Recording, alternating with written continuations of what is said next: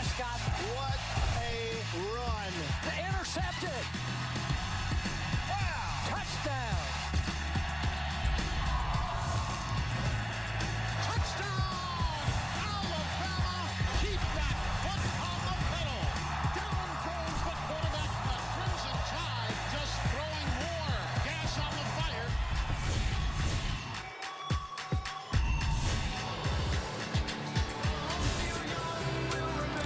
The listed capacity at Bryant-Denny Stadium in Tuscaloosa, 101,821. Given the anticipation of this kickoff, we might squeeze a few extra bodies inside. This is indeed Sweet Home, Alabama.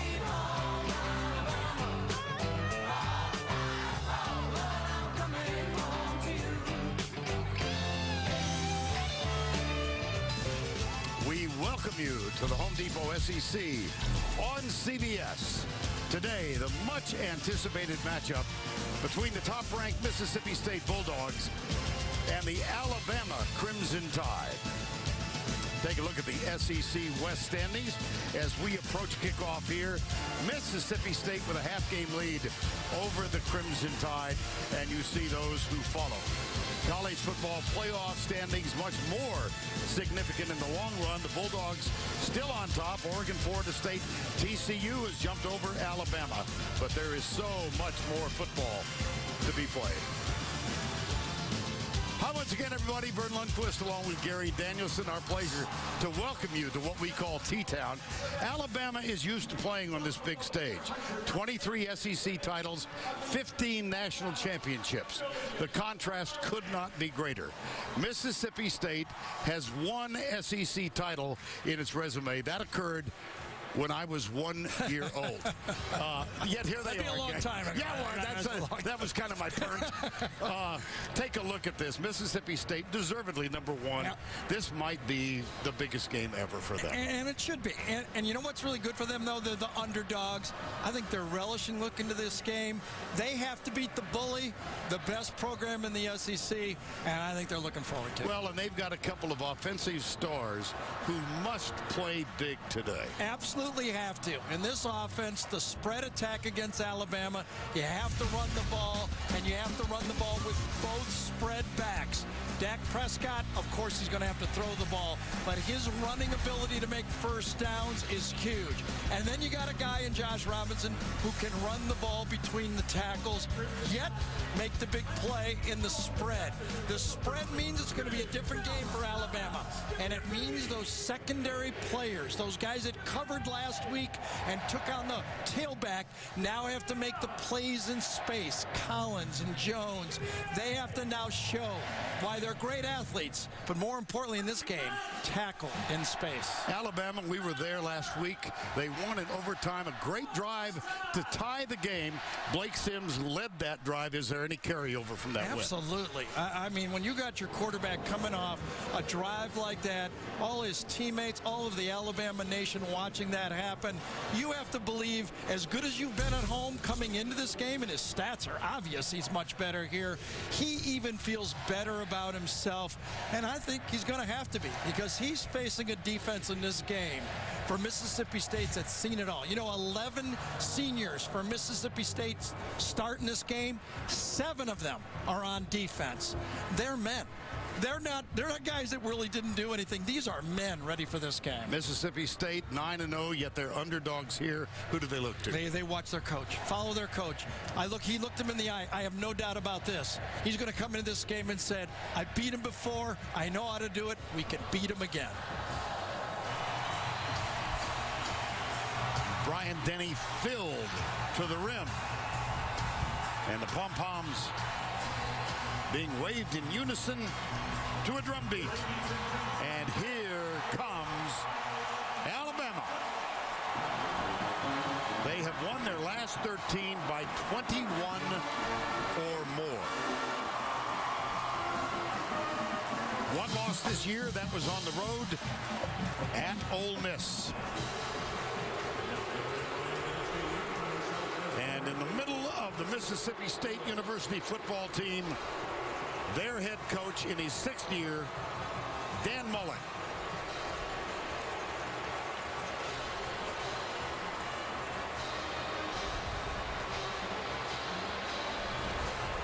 This is some scene.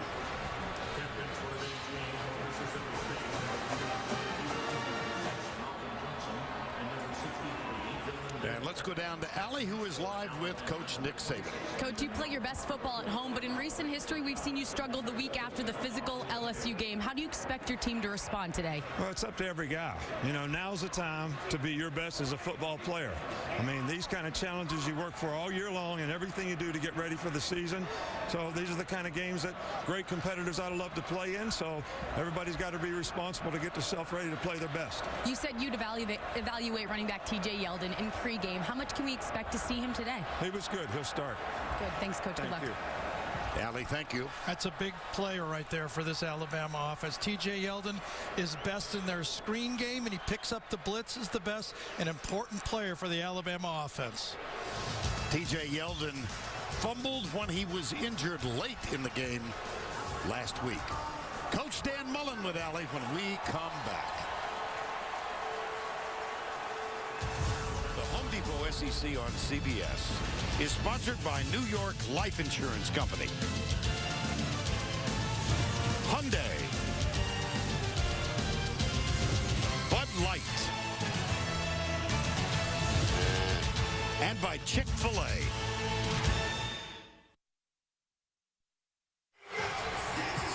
We welcome you back to Bryant-Denny Stadium. And now we take you to First on the Field, presented by Microsoft Surface. Here's Allie with Coach Dan Mullen. Coach, you came here 6 years ago to build a championship program. The fans have waited over a century for a team like this. Is this the biggest game in school history? I don't know about it. It's the biggest game this week for us. So, you know, our guys are ready. We had a great week of practice, and should be an great atmosphere. This is what college football is all about. What will it take to win? We got to play really well. We got to execute at a very, very high level out here on the field today. We got to play hard for 60 minutes. Thanks, Coach. Good luck. Thank you. I'm not kidding when I say this. I went back and watched his game against Alabama, and he was offensive coordinator in Florida. It's going to be wide open. I'm not kidding.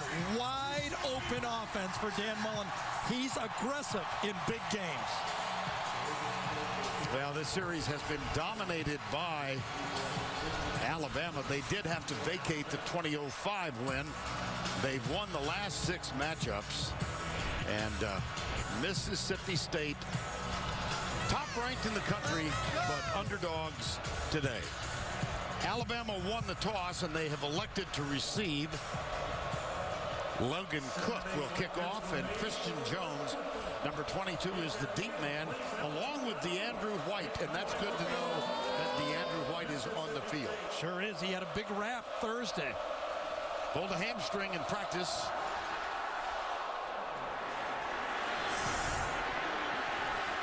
Christian Jones. Nice return.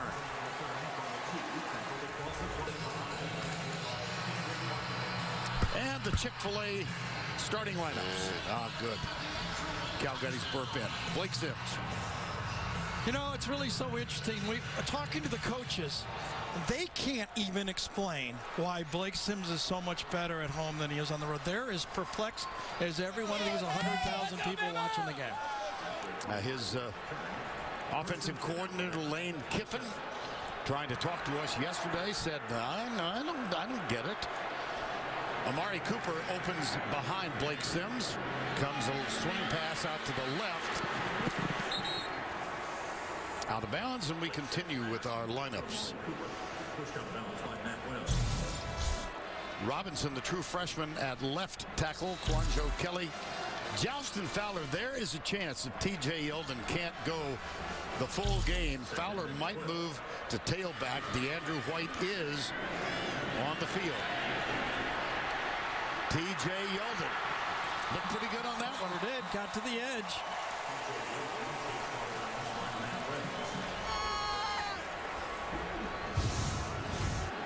Just taking the ball outside zone, inside handoff, and TJ runs through one tackle, and gets to the edge.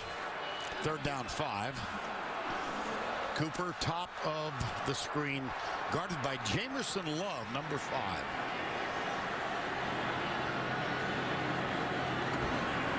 Sims takes off. There's a missed tackle, but Sims is 1 yard short of the first down. That was Beniquez Brown, number 42 for Mississippi State. Well, the matchup, even despite the 5 for 17 performance on third down by Alabama last week against LSU, they still convert 50% of the time, roughly 53.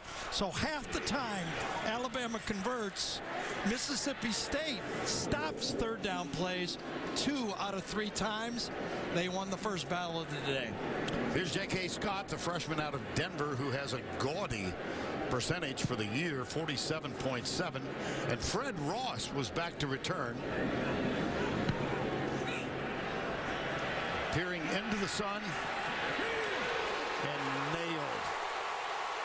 Landon Collins. Oh, boy.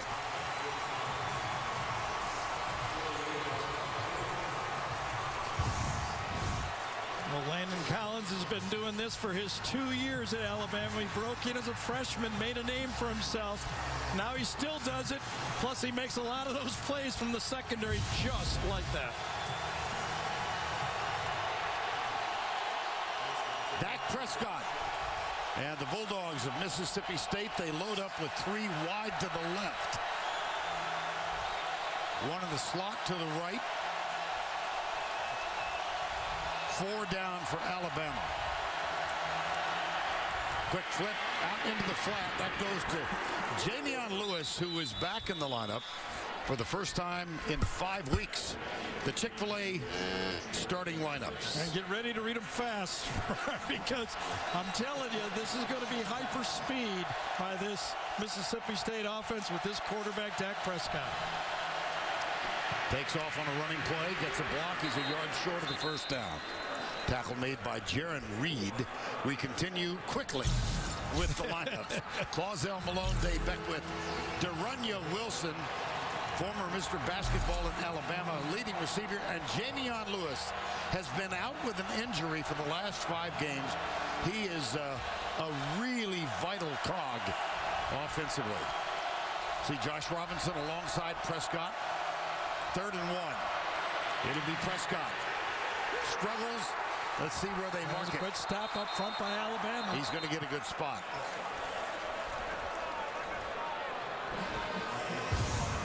Again, that's what the ability to run your bigger quarterback inside can do, is make, when the spread, it's hard to pick up those 3rd and 1 and 2s.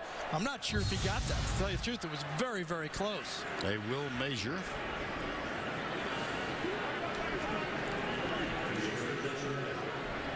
Nobody plays the 2 gap. What I mean by 2 gap for a defensive lineman is they stand up the guy in front of them.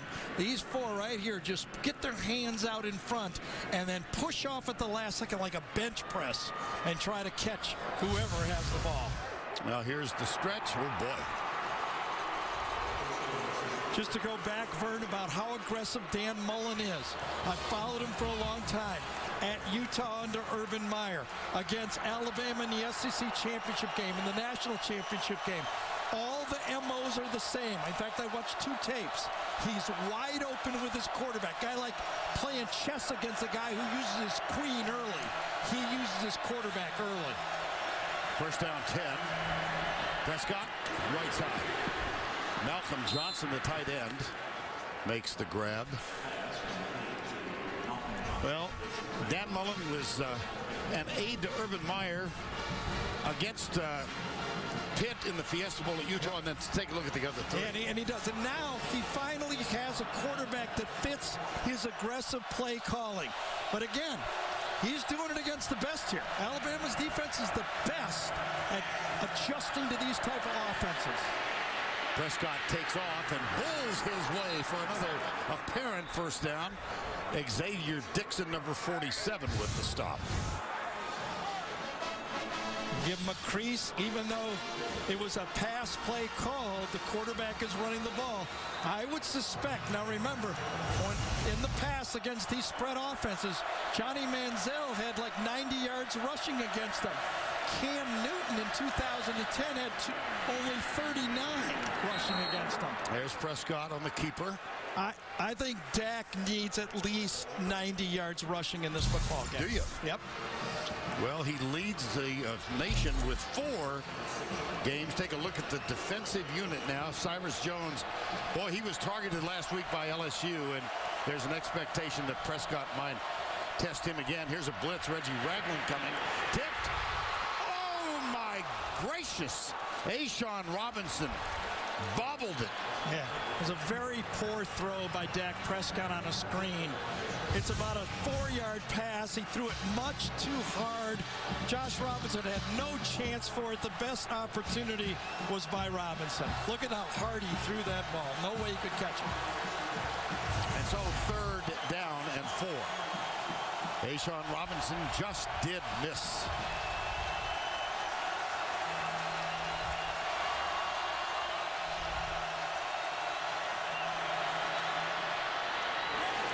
Dropped. I think footsteps. Again, that's your big running back trying to handle a pass to the outside. On that play, Mississippi State red hot. 2 linebackers came, but Alabama played it and backed it up properly with a safety to pick up the running back. A tough play for a running back, especially Josh Robinson. Good defense by Alabama. Held him short both times and then got him off the field. And that will lead to Devin Bell, number 40, the punter. Christian Jones is deep. Calls for the fair catch and grabs it at the 22-yard line.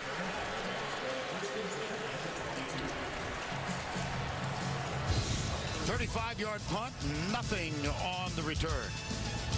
So no body blows in the first possession for each team.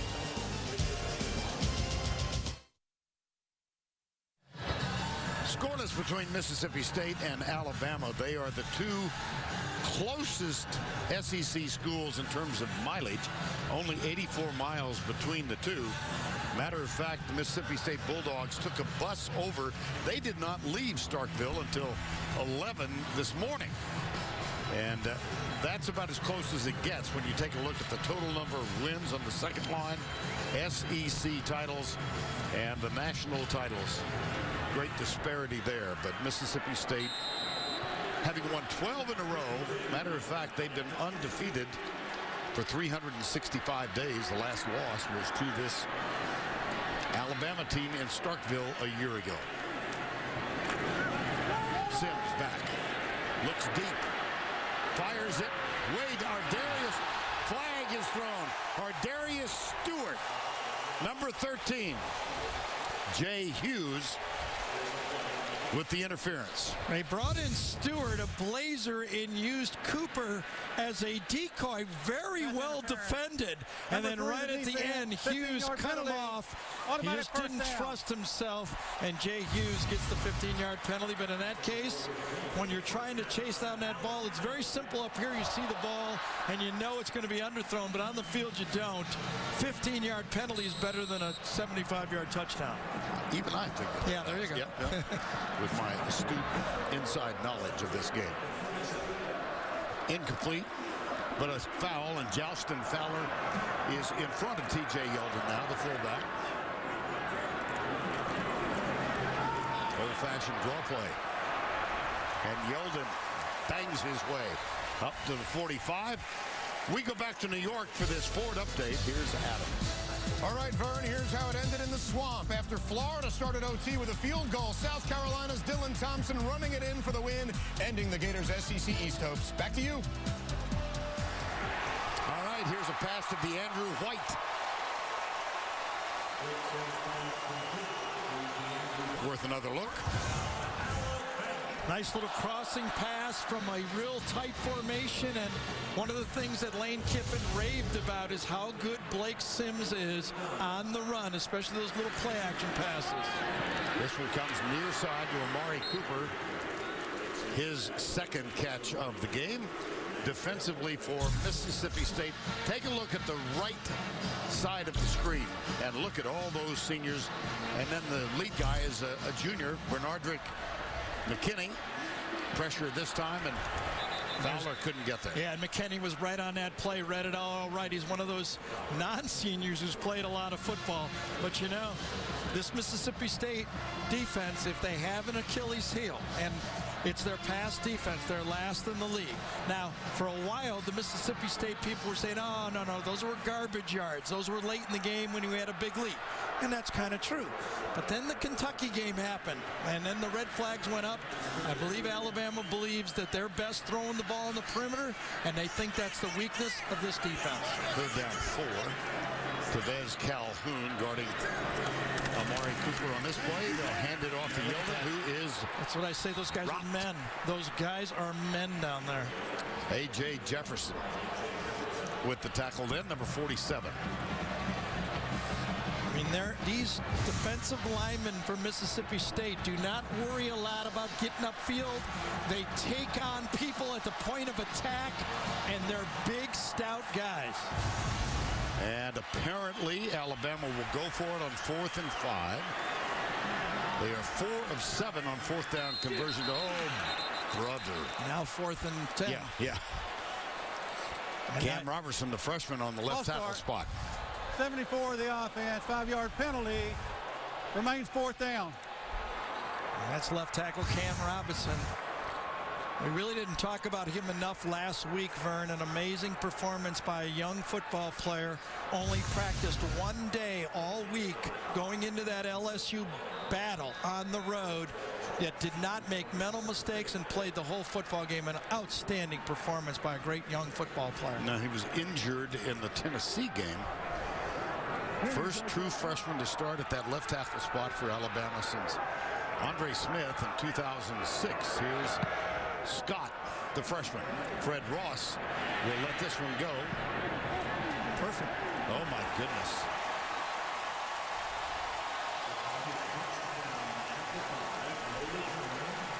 Denzel Duvall was down there on special teams, a starting linebacker.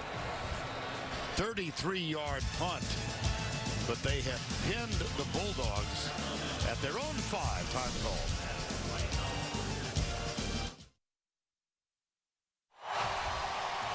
We invite you to get the fastest scores and updates from Mississippi State, Alabama, and all teams with the CBS Sports app. The fastest app for sports fans. Download the CBS Sports app now. From their own 5, second possession for Mississippi State. They have not run the ball well in recent years against this Crimson Tide. And that graphic proves it right there. Their lowest total for the year this season was versus Arkansas, 128 yards rushing. It's tough to run it against Alabama, though. They start out by saying, you ain't running on us. Josh Robinson, the 5'8" running back, gets, no, it's play action. Prescott drills it. Incomplete. Cyrus Jones. Fred Brown was the intended receiver. Well, you go play action pass, and there's the matchup. I mean, Cyrus Jones has been picked on every game since the Texas A&M opener when Mike Evans burned him. Everybody else keeps looking at that tape, and Cyrus Jones keeps knocking down passes. Here's Robinson. Safety. This could be it. Yep. Safety. Geno Smith was first there, number 24.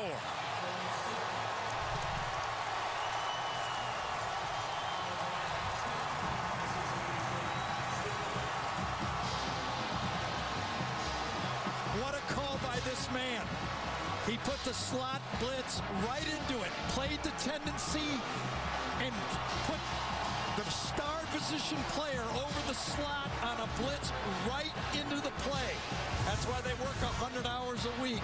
Coming right off here, you're going to see the blitz from the safety. He runs right into it, then Josh needs to take that inside. And when he bounces it outside, it's a play and bounced, and DePriest ends up cleaning it out. Another look, Gary. Yeah, you can see it's going to come right off the edge. Right there is going to be making the play. I think it's Geno Smith makes the play, and it bounced out. It was bad motion, too, on the play.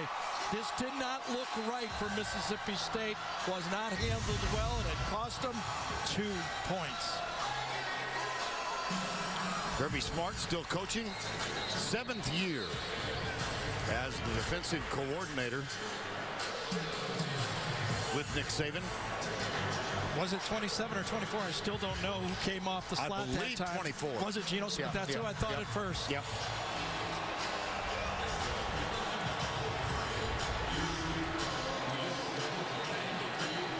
That's a perfect defensive call, and you see the motion was just not right by Fred Ross. He should have been in front of that play.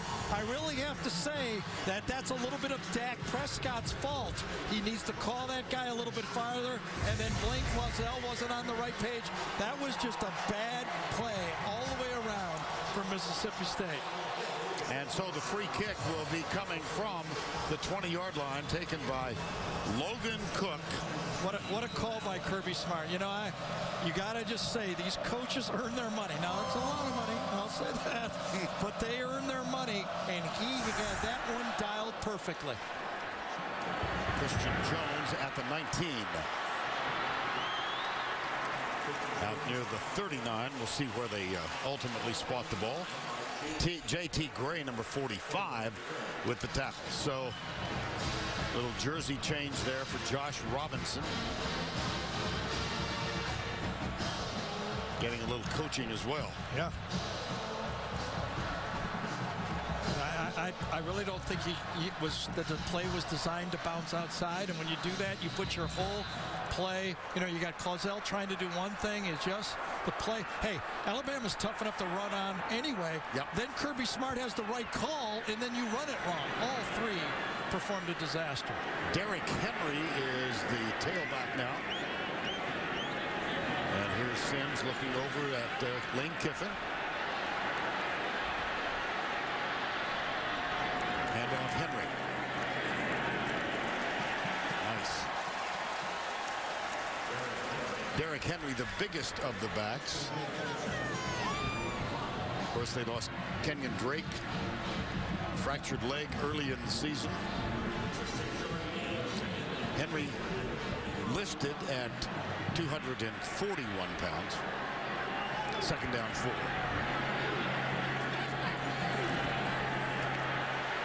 Comes left. Got it. 1st down. He runs right through Zach Jackson's tackle that time. Zach's one of those hybrid safety linebacker types. Puts it right into the secondary. Richie Brown is in on the play. Mississippi State plays a lot of players. They try to get their players rested and fresh for the 4th quarter. But there's been a little bit of concern at Mississippi State because the 1B guys have been giving up a lot more yards than the 1A guys. 1st down 10. Alabama. Cooper. They're playing off of him now. Wide right to the top of the screen. Handoff Henry.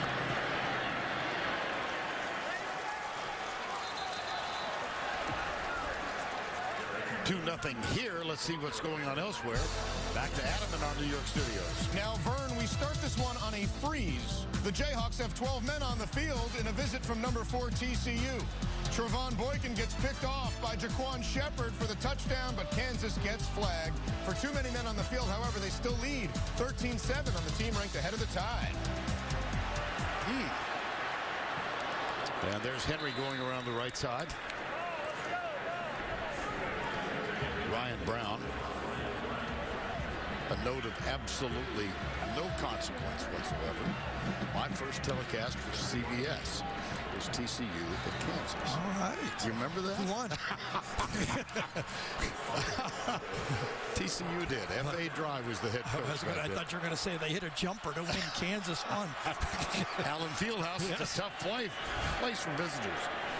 3rd down 5. What a throw. DeAndrew White. Yeah. Why don't you take a run at this? Why is he so much better here? I really have no idea, but I will say on this one, Vern, he showed patience. It was a zone coverage, and one of the questions I think Mississippi State wanted to find out about Blake was, could he read the defenses? Would he stare down receivers? Could the zone kind of morph to where he tried to throw the ball? That time, he did it exactly perfect. That was a gain of 11. And T.J. Yeldon back on the field, number 4.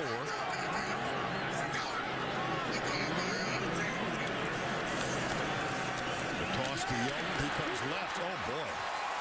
Looked pretty good on that one.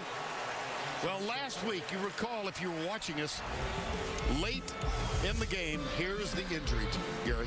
Yeah, there's a minute, 13 to go in the game. Yep. We kind of said, boy, the pain caused it, but it was bailed out by the quarterback. You know, I think in this game, Blake Sims bailed out the two stars, T.J. Yeldon and Amari Cooper. Cooper had the drops. Yeldon had the fumble. Number 6 bailed them both out. Had a brilliantly executed drive with 50 seconds and no timeouts left. That led to the tie. And then he hit DeAndrew White in the overtime for a touchdown. McKinney is down. See a new feature of this game so far that we haven't seen a lot of from Alabama as McKinney limps off is the quick snap toss. Now, you know, one of the things that you watch Mississippi State, they're not like LSU. LSU lines up their defensive ends very wide, and it's tough to get to the edge. Mississippi State takes on more, they call it a 7 technique instead of a 9 technique, about 1.5 foot tighter. And it looks like Alabama wants to see if they can get outside. Hand off to Yeldon. Down near the 20. Now let's go back to that last play and watch McKinney, number 50. There he is. Let's see what happens. It's like he just tripped, didn't he? Over the back of somebody's leg. He's back. Fire to the right side. Amari Cooper. Good defensive job by Jamerson Love, number 5. Now that's what I'm talking about. A guy that's played a lot of football. Jamerson Love, one of the 7 seniors. Vern noted it. We talked about it. I mean, he's seen, let's just guess here, 8 SEC games for 3 years. He's probably seen 200 of those plays. Yeah. He understands how to set up the blocker, get around the blocker, and wrap up, not trying to make the big hit. That's what you have to do. 3rd down 7, just shy of the 20-yard line. 2-0. This is the drive following the safety.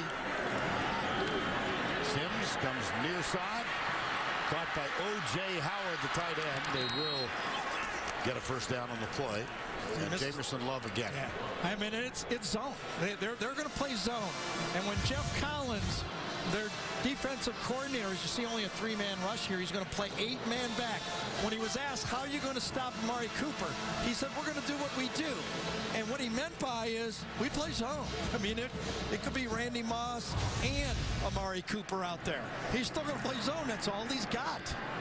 Well, they did not obviously get the first down. And Adam Griffith, who has struggled after hitting the first 7 of the season, this one from 36 yards out, perfect.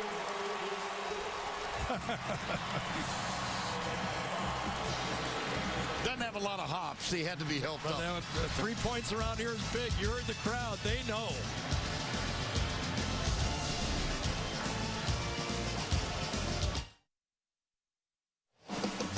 NFL on CBS tomorrow, a single header, 4 games early. Lead game is Denver at the Rams, and then later Oakland at San Diego. That's the NFL Today. Tomorrow it all begins with JB and the quartet. The NFL Today presented by Southwest Airlines. 5-0 here, 2:06 to go. Well, Allie asked Nick Saban about the possible hangover effect after a tough game at LSU. Well, I think what he had going for him this week was the #1 team in the country coming into play here. And the fact that there's only 5 teams in the country that still control their own destiny and don't care how often that committee meets. Alabama and Mississippi State can get there if they never meet again. The winner of this game controls their own destiny. Adam Griffith will kick off after the 36-yard field goal. And the top-ranked undefeated Mississippi State Bulldogs find themselves down by 5. Robert Johnson, number 12, didn't get much out of that return. Dylan Lee made certain of that.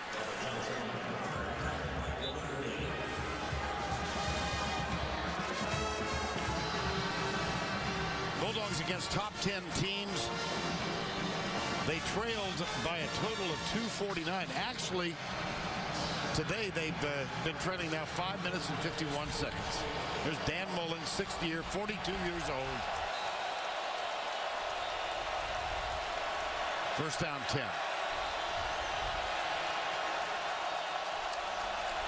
3 to the right. Eddie Jackson backing off. So is Geno Smith. Brandon Holloway is the running back, number 10.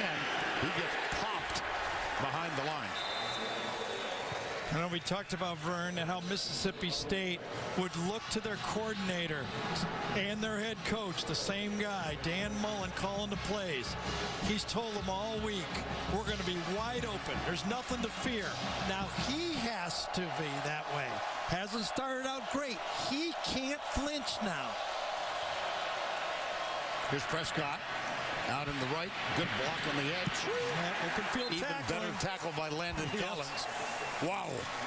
He's an amazing football player. You know, he's not the best safety I've ever seen at covering, you know, in the zone defenses, but he is an 8th man in the box secondary and a heat-seeking missile coming up to make open field tackles. Look at that.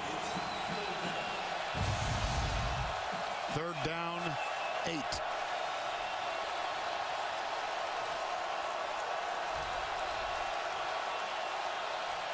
Empty backfield. Blitz coming. Prescott. Johnson, no good. 4th down. Eddie Jackson in the vicinity. Well, that's how Alabama plays. They've always played that way. You know, if you do it well, there's back shoulder throws available, and Dak Prescott throws a lot of them. But the timing better be perfect, because Eddie Johnson and Cyrus Jackson, and Cyrus Jones are going to play the same technique all game. Eddie Jackson, you just got to look at number 4, Christian Jones. Uh-oh, shaked it.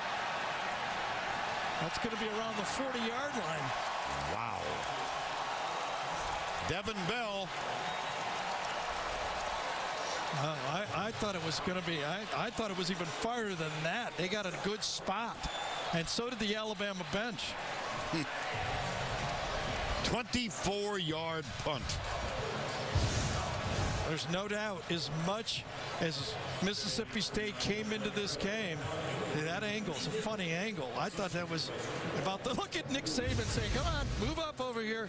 He was waving that official up the whole way.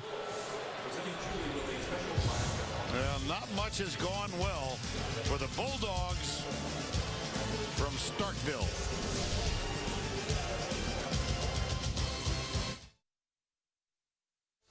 Adam Zucker with the Heisman Watch, presented by Nissan. J.T. Barrett breaking Braxton Miller's Ohio State records today at Minnesota with 189 rushing yards, 86 right here, and now a record 38 total touchdowns on the season in the Buckeyes win on the road. Jameis Winston leads the Noles on the road against the hot Miami team tonight, and Tad Gurley is back between the hedges against Auburn. Now back to Tuscaloosa.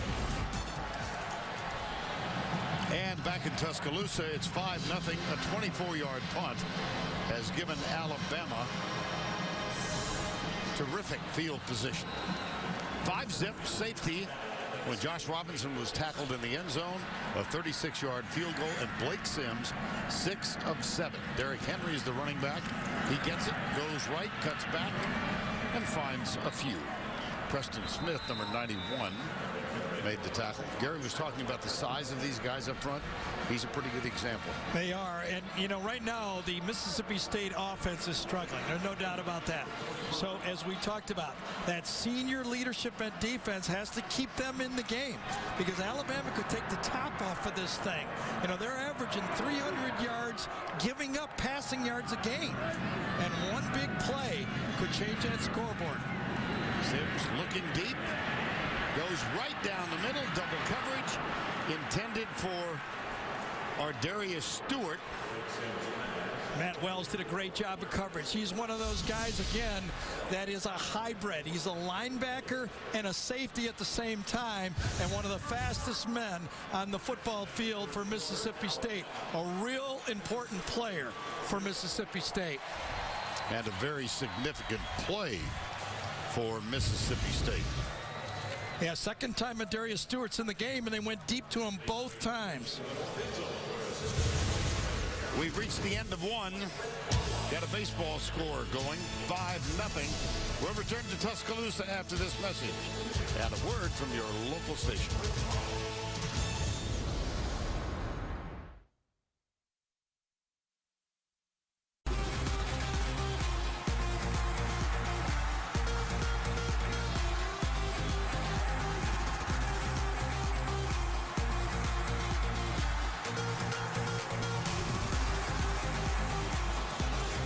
We welcome you back to Tuscaloosa as we look forward to quarter number 2. Vern Lundquist, Gary Danielson, Allie LaForce with you at Bryant-Denny. And it's been all Alabama so far. 5-0 they lead. And they've got a 3rd down and 8 in Mississippi State territory. DeAndrew White leads the 3 out to the left side. And Blake Sims will get the snap back from center Ryan Kelly. Sims with a lot of time. It's tipped and incomplete. Well, 24 yards of total offense from Mississippi State. You're right. They've got to count on this defensive. And they did. It was a huge stop for that defense right there. I think it was McKinney that knocked that pass right down. The 2/3 of the time, this Mississippi State defense stops the team on 3rd down.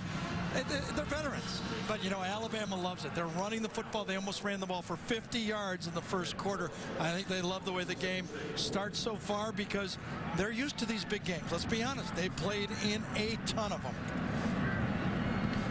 Here is the snap back. And the punt, they will let it bounce. Good bounce. Ooh, yeah. Nice play, though. Yep. You know, it's one of those plays you have to kind of risk and make a play, and he did, and it saved him 9 yards. When you start on your own goal line, last time, remember, it cost him. Fred Ross makes a nice play there for Mississippi State. Remember last time they were on the goal line, he gave up 2 points. Yes. And now it's time to take a look at our Home Depot tools for success. Well, it's Danielson. part design. Yeah, before you start any project, you got to have a good call. And one of the things is you do is you play your defense. And when Kirby Smart dials up the right play, you have a good chance of getting points. And then you make open field tackles. We knew that was going to be a big part of the game. Handoff goes to Jamion Lewis.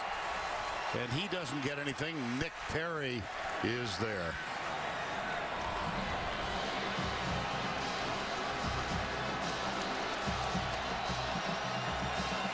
Second down 10.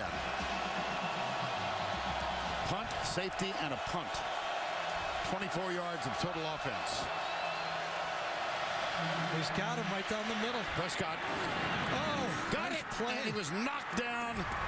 Cyrus Jones defending, but Derunya Wilson, number 1. It's the play-action pass right here that is featured. It's the old Tebow play-action pass by himself. Watch Jamion Lewis go right down the middle, wide open. But a nice play one-on-one by the big guy down the sideline. Josh Robinson on the field, gets the handoff and struggles for a few. That by far the biggest play offensively for Mississippi State. It was a game of 29. And one of the things that Mississippi State was upset, well, not upset, but when they looked back to a year ago, Dan Mullen said, you know what, we just got to make some plays. When the ball's there 50-50, we have to come up with a few, just like Wilson did the previous play. Second down. Here's the reverse. Jamion Lewis, I beg your pardon. Been injured all year. I almost believe since Mississippi State got to number 1, as Jamion Lewis goes in motion, Dan Mullen said, I don't care, we can win these games without Jamion. I want Jamion healthy for Alabama, and he's got him. He's in the slot, right near the 1st and 10 marker that you see. Derunya Wilson, Mr. Basketball in Alabama in high school, outside to the left. First down 10. Play action. Prescott. Deep right side. Dropped. may have been tipped. Robert Johnson, the intended receiver, and Eddie Jackson was defending. But you can see how much Mississippi State loves to attack the bump and run with the back shoulder throws. They're going to throw another one this time. If it would have been another foot to the right, it would have been complete. But you know what? Alabama says, I don't want to hear about it. If you make the throw, you got it. You ain't going to do it all day. 2nd and 10.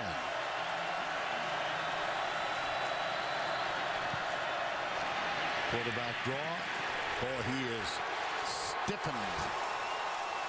Jonathan Allen, number 93, made the tackle. Take on the block. Allen, who had so many tackles in that game, only played 22 plays in that game last week. Did Jonathan Allen. This is more his type of game, the spread. Only got in 22 snaps a week ago.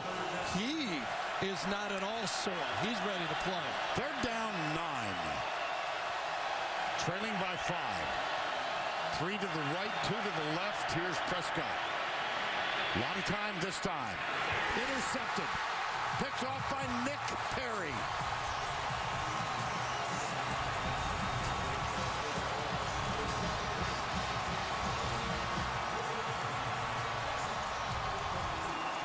There's only 3 teams in the SEC that had less interceptions than Alabama going into this football game. Here he is, okay? They had 6 on the year. But this time, Dak Prescott threw into coverage, and Nick Perry breaks on the ball. It was a poor throw. It was a late throw. And again, if you don't throw the ball at a high level against Alabama, they eat you up. Inferior quarterbacks don't have a chance against Alabama. First interception of the season for number 27. And that leads to a little celebration.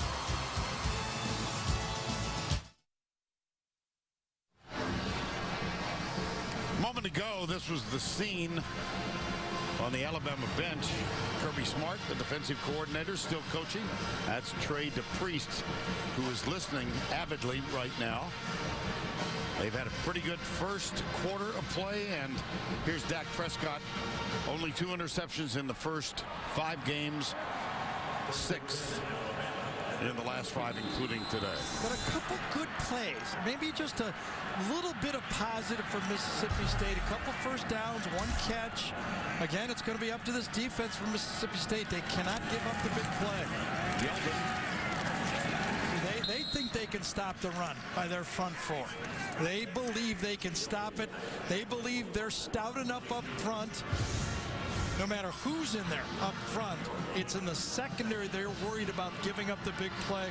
Just to give you an example for Mississippi State this year, UAB only competed 16 of 34 passes against Mississippi State for 435 yards.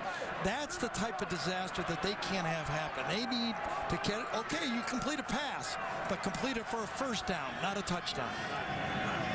We enjoyed dinner last night. Were you studying? Here's Bowman, the tight end. I told you I don't have a life. This is kind of fun for me. They're pretty good at it. Good protection up front. Goes through 1 tackle. Will Redmond, who I think is an emerging star for Mississippi State, number 2. But again, 3rd and medium. They're down 3. Sims rolling out. Oh boy, the receiver slipped, DeAndrew White. And so it'll be 4th down. You know who studies more than me, Vern? Beniquez Brown, number 42, the linebacker. Watch him call the play. He's a film rat. Watch this. Watch him signaling. He knew it was coming. Look at him beat him to the play. He knew it was going to be that play before the ball was snapped. Yeah, they call him the brains of the defense, Beniquez Brown.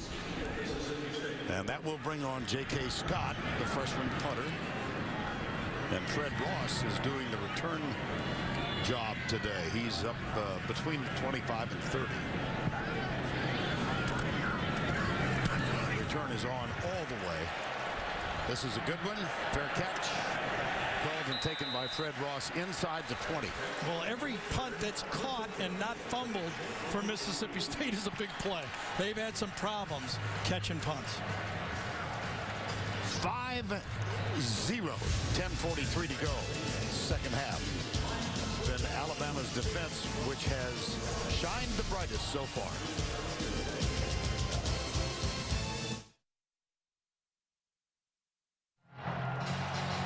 5-0 Alabama on this beautiful mid-November afternoon, and it's time to welcome the Duck to our telecast. The Aflac trivia question of the week.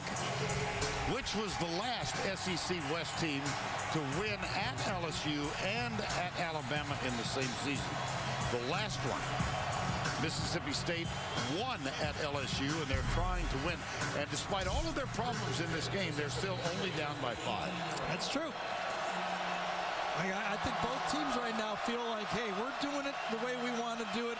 Alabama loves their defense so far. Robinson goes right, but not very far. That was a decent run. Trey DePriest, number 33, led the defensive effort. And Trey DePriest is a much more important football player in this game than last week. He's the quarterback of the defense. He has to find the formations and call it out. Remember earlier, he wasn't available for West Virginia, and Alabama struggled. He's the quarterback of that defense. Second down, 6. Prescott has to throw it at the feet of De'Runnya Wilson. Pressure came on the corner blitz from Eddie Jackson. And he might have tipped it. 3rd and 6.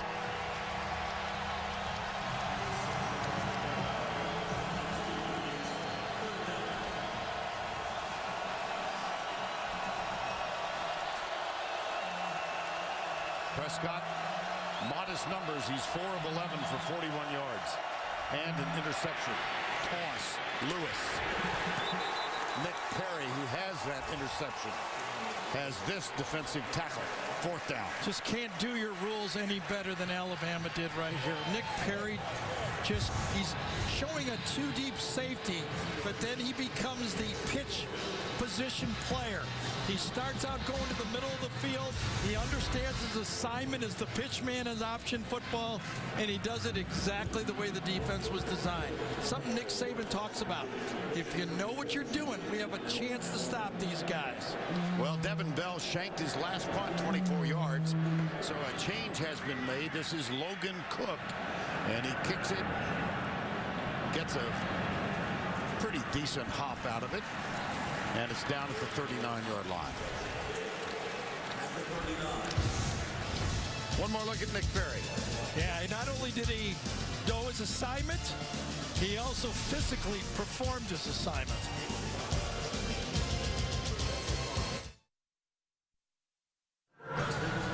Pom-poms in the student section being waved rhythmically. 5-0 Alabama with the lead. Let's take a look at the top 10 college football playoff. Mississippi State currently number 1. Oregon open tonight for the state big game at Miami. TCU still trailing. That's at halftime. Baylor is open. Ohio State won today. Auburn plays tonight at Georgia, and Ole Miss is open. I'm just thinking, Alabama's played here as the number 1 team so many times. Right. But Mississippi State only the 3rd team to come in as number 1 into Bryant-Denny Stadium. 3rd ever. Down the middle she goes. Justin Fowler. Well, are they going to go deep to Cooper? Are they going to go deep to O.J. Howard? No, they're going to go deep to the fullback off of play action. They've been running the ball between the tackles, isolation, and this time they go isolation deep and hurry up. How about Yeldon, yes. What's gotten into Nick Saban? Lane Kiffin has gotten that's exactly right. A little different personality. Yeah. There's Lane Kiffin. 1st down 10. First year as the offensive coordinator. Remember, the strength of Mississippi State is their red zone defense. Flag on the field. Just thinking back to our conversation with Kiffin yesterday, and he was commenting about Nick Saban's attention to detail. Oh, yeah, every Number little thing. 45 of the offense lined up in the neutral zone. 5-yard penalty, remains first down. He said Saban has a diagram of every stadium in which they will play. And last Saturday morning at 9 o'clock, they had a staff meeting, put the diagram of Tiger Stadium up, and Nick said, if we go to overtime, here's where we want to go, away from the student section. And they went to overtime, and guess what? It worked. First down 15. Story of the Mississippi State defense all year. Remember the Auburn game. 31 times into the red zone for Mississippi State. This is 32. Only 13 scores all year. That's field goals and touchdowns. Inside play to Cooper. Mississippi State relies on this defense, and the Verizon red zone stats, they are #1 in FBS schools, yielding 31% touchdowns. Twice as good as the average. Yes. That's been the key to their season, basically, is defending the red zone. Is Alabama good enough to score? 2nd and 7. Sims fires it down to Yeldon. Out of the backfield, he was about the third option. And that's exactly right. Two parts here. The Alabama offensive line, remember, this is a great sacking unit. 32 sacks on the year for this Mississippi State team. Look at that pass protection, and allows Blake Sims to go, I agree with you, his third guy and drop it off for very close to a first down. Now they will bring the chain across from the far side of the field, and we will have a measurement. Jeff Collins, the defensive coordinator for Mississippi State, is counting on his front four to put pressure on the quarterback. Not a yard that time. They didn't even produce a yard of pass rush. First and goal.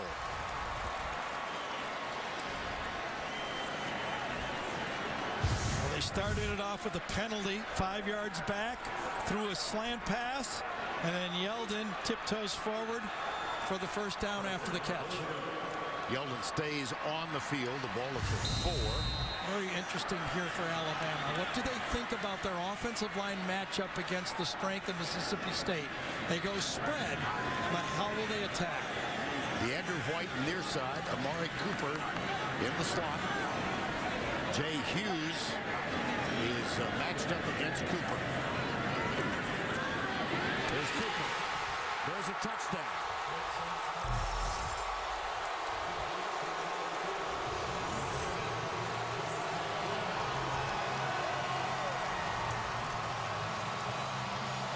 It's the same play we saw when we were here last time, only about 25 yards out further. He knew he had the slot one-on-one. That's a really tough coverage assignment for Jay Hughes. And when you throw it that accurately, you know, you got to give something if you're a defense, and Alabama made him pay. What a nice drive. What a great finish. Blake Sims on fire in this football game. He's at home. Yes, 11 for 15. And that pass, I'll tell you, that pass for the first down to Yeldon showed me a lot. Well, take us through it. Well, again, the first part of it was he had time. Okay, starts out with the play action pass to set up the field and get into the red zone. Then after the penalty, he drops back. Yeldon runs the play.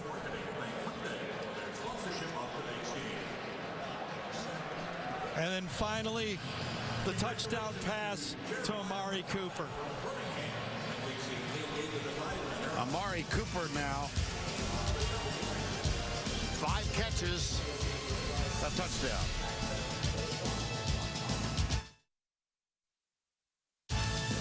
Adam Zucker in New York. Coming up on the Geico Halftime Report, Spencer, Brian, and I will get you caught up on all of today's action, including a battle of running games between Nebraska and Wisconsin. Corey Clement moments ago getting the Badgers within 1. Need the extra point for the tie. Winner takes control of the Big Ten West. 7:45 to go first half here. Cooper just caught the touchdown pass from 4 yards out. And another fine drive executed by Blake Sims. 12-0. Largest deficit this season. Recall that they defeated 3 top 10 teams in 3 weeks and became the fastest to ever rise from unranked to #1 in the country. They've been #1 for the last 5 weeks, but they need to get something going. And that is not the way to start. Dylan Lee was first. Henry was down there.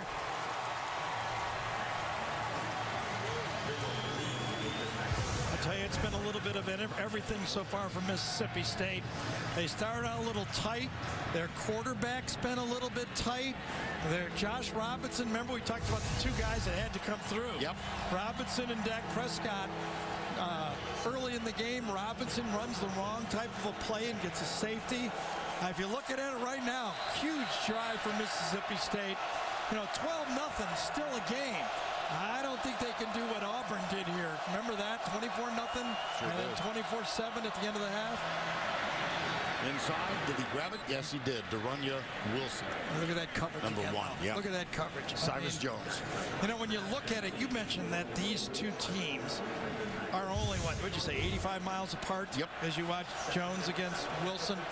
The other distance is, that Alabama only has 2 players that aren't 4 stars at least significantly playing for them. Mississippi State only has 2 4-star players. Prescott, nothing. Trey DePriest was first. Jaron Reed was second. Prescott, nothing. When you're in the spread, you have to run your quarterback. Remember we talked about that Alabama held Cam Newton to just 39 yards rushing. Cam beat him in 2010 by throwing the ball. Here's Prescott running for the 7th time. And again, not much. Dalvin Tomlinson, number 54. Prescott has now run 7 times for 20 yards. Interesting call by Dan Mullen on that one, too. Flag here. Nick Perry got a personal foul called against him, I believe. I think it's going to be marched off against Mississippi State. After the play, unsportsmanlike conduct, number 66 of the offense, half the distance to the goal. That is number 66, first unsportsmanlike conduct foul. One of those seniors up front, Ben Beckwith, shoves Nick Perry at the end of the play. Perry knocks him down. Okay, now watch him get up. And a bit of a soccer dive, but hit him right in the face. Yeah. But it's always the second guy, isn't it? Of course. But that could have taken place in Brazil. Well, down. It happened in Tuscaloosa, and I'm telling you, with this field position, it could get ugly real fast here. Devin Bell is back to punt from the end zone. Christian Jones, this one takes a bit of a Mississippi State hop, but excellent field position. Tuesday night at 10 Eastern, it's a sports conversation unlike any other. As elite women in sports provide another voice for all of the trending topics. Don't miss We Need to Talk, Tuesday nights at 10 Eastern, only on CBS Sports Network, the 24-hour home of CBS Sports. Our own Allie LaForce will be back in the studio, and you guessed it. I did. It was like Dara Torres and Tracy Wilson, our former silent. It was like facing Perry Mason. I mean, it's your turn next, friend. I'm telling you. Okay. It's not a nice place. They know sports. I was nervous. Perry Mason or Judge Judy? Either way. I'm just thinking about the folks who don't know our point of reference. Deep for Cooper. Leaping. Catching. At the 1.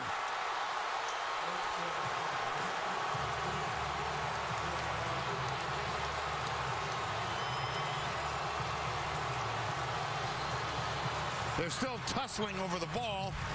That's Justin Cox, number 9, and Amari Cooper. So you got a couple of 9s, but it was ruled a catch at the almost the 1-foot line. It is Alabama 1st and goal. We talked about 5-star players and just making plays. This is the end of the play, and Cooper goes up and gets it. Mississippi State was not fooled. Kendrick Market, number 26, the safety. Watch this. It's going to be set up and into the middle, but he was ready for it. Alabama tried to hustle to the line. Let's see if they're going to review this. Just watch in the secondary. Mississippi State backs up. You can't back up any more than that. It's just number 9 is better than your guy. And Market could not come up with the play. In position, but not as good. First down.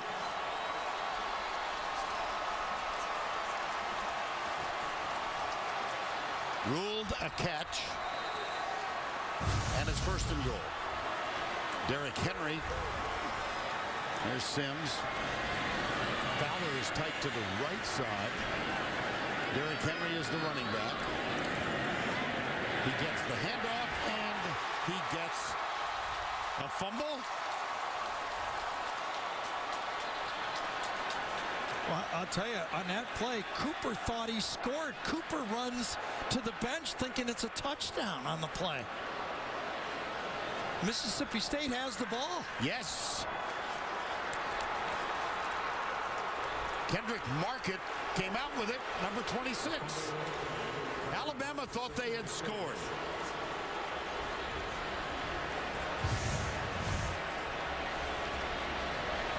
From behind, Matt Wells, I think, came from, I think he was across the line. I think he fell forward and then the ball came out. This is going to get reviewed, and I think it's going to be called a touchdown. Wells grabs it, but I think Henry gets across before the ball comes out. Ruling on the field was a fumble recovered by Mississippi State. The previous play is under further review. Well, it's in the hands or the mind or the eyes of Doyle Jackson now. He is our replay official. And Matt Wells comes from behind and catches the play right there. But he falls forward. Now, does he cross? He's still got the ball right there, and then it comes out. Now, is there enough to overturn it? Beniquez Brown ripped it out. Remember, on the field, it's called a fumble. A fumble. Yes. Saw a 13-minute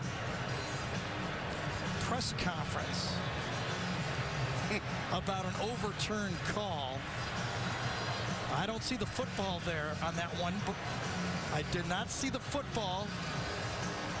That's the closest one. We probably need to see that one a few more times. Here's the reverse angle. Watch number 42, Beniquez Brown. There's the contact.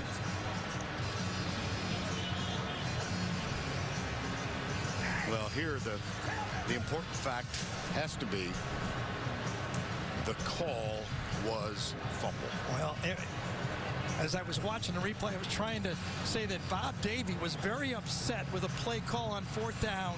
It said there's nothing in the replay. You can't assume. You have to be 100% sure to overturn a play. Jeez, I think he's in. I gotta say, before the ball comes out, if I was doing it, I would call it a touchdown. He still has the ball, right? Yep. And there, okay. And then right at the end, it pops out. I tell you, Amari Cooper was funny. He ran to the bench. He was singing the touchdown. This baby's over.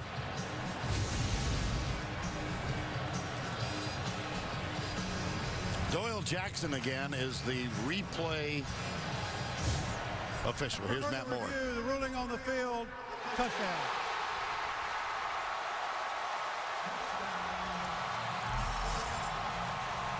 I have to say, I think it's the right call. I thought he broke the plane. He doesn't have to get to the ground. He needs to just break the plane.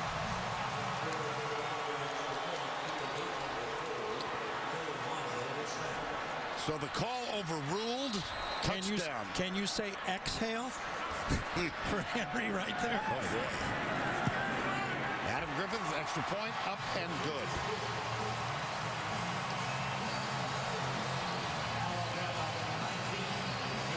Another look. Amari Cooper on first down makes the big catch. And then on first down again, from behind, Beniquez Brown, number 42, is the guy who actually ripped it out at the end. Matt Wells got the first hand on it, but not in time. Now, a deep hole for Mississippi State, 19-7.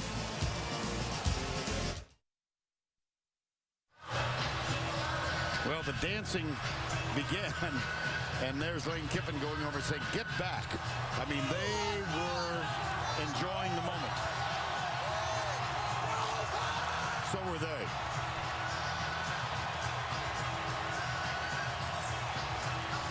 So was he. 19-zip.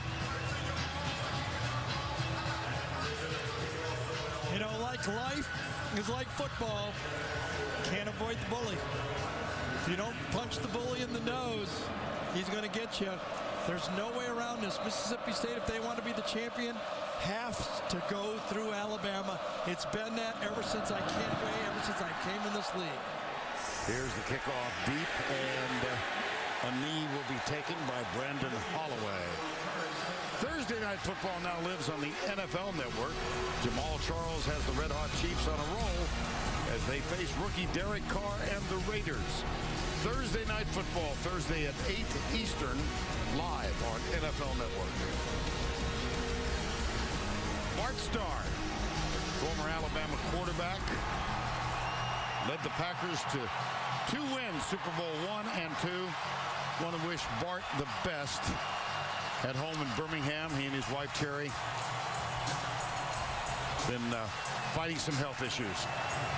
He's one of the nicest men I've ever met. Competed against him when he was a head coach of the Green Bay Packers. First down 10.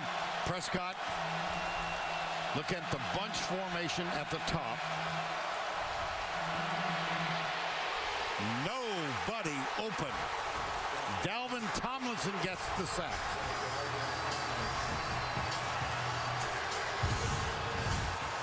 Remember that bunch formation that Alabama struggled with earlier against Ole Miss? I think they got it worked out. Nobody to throw to, and Zach goes down.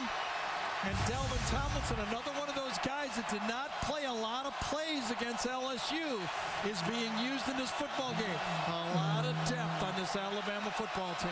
2nd and 14. Prescott hit as he lets it go, but he catches Malcolm Johnson with a long completion. Well, Malcolm Johnson was the leading receiver a year ago against Alabama. He had 6 completions, and those are the type of plays. It's that play-action pop pass that is so important. You have to be able to run the ball just to have that play in your arsenal. 28-yard gain, and a 1st and 10 with 4.5 to go before halftime. Lewis, nope, Prescott keeps it after faking to Lewis. And Eddie Jackson, boy, they are keyed in on Prescott, as you would expect they would be. It's another one of those secondary guys. We talked about it in the open. This time it's a corner blitz. Again, hand that to your coaching staff. Kirby Smart gets his 8th guy in the box, or 7th if you want to do it because of the spread. He gets the extra man in the box by blitzing a different guy each time. Josh Robinson slips 1 tackle and then manages to lean forward for another 3 yards. Vern, just think about this, though. I mean, again, the running game. The last 3 years, Mississippi State's long rush has been 15 yards, and that was by Josh Robinson as a freshman 2 years ago here. They cannot bust loose on a running play. Third down 3. They're 1 of 6 on conversions. It will be Prescott, and he will not get there. Big decision for Dan Mullen now. His defense needs rest. His offense needs something. He knows if he gives the ball back to Alabama right here, they're going to probably go deep on him again. The last 2 times on first down, remember, Fowler up the middle and then Cooper up the middle on a pass. Will he go for it? Apparently so. Now, Alabama for the year has given up only 1 of 10 fourth down attempts. 1 of 10. 4th and 3 here with Mississippi State trailing by 19. It's hard to run the quarterback here. They've had no success running the quarterback. Play clock at 1. Had to take a timeout. You know, usually you say, oh, let's just dial our quarterback here. No success. 4th and 3 when we come back.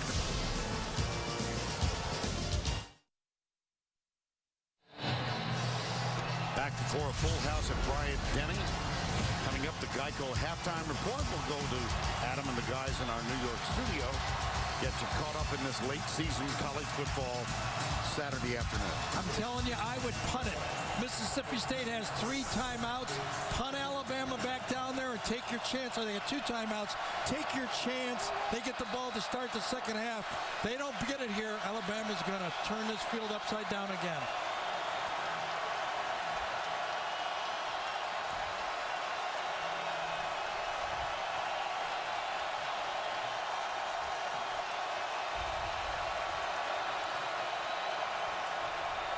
Prescott will go to the right side, dives for it, he got it. Flag. It's going to be face mask at the end. Indeed. Justin Senior, number 58, the right tackle, leading the way. And a great block out there on Xavier Dixon to get out there. And Trey DePriest knew how big of a play it was. Reaches out, and Dan Mullen, we talked about it, he's more aggressive than I would have been. And it's hopefully it'll pay off for him because he knows he gets the ball to start the second half. He could pull that Auburn double. Remember, Auburn behind 24-0. They scored late, and they scored on the first drive of the second half. That's what he's looking for. First down 10, Bulldogs. Prescott comes near side. De'Runnya Wilson down to the 16-yard line. Cyrus Jones defending, number 5.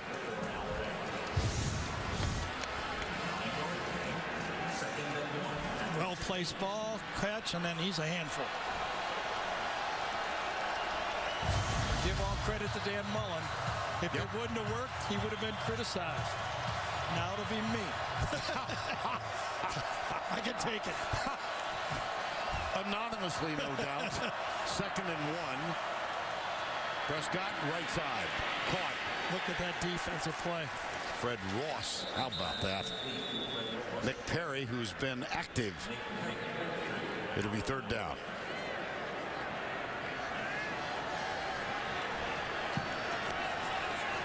Joe Morrow is out on the field.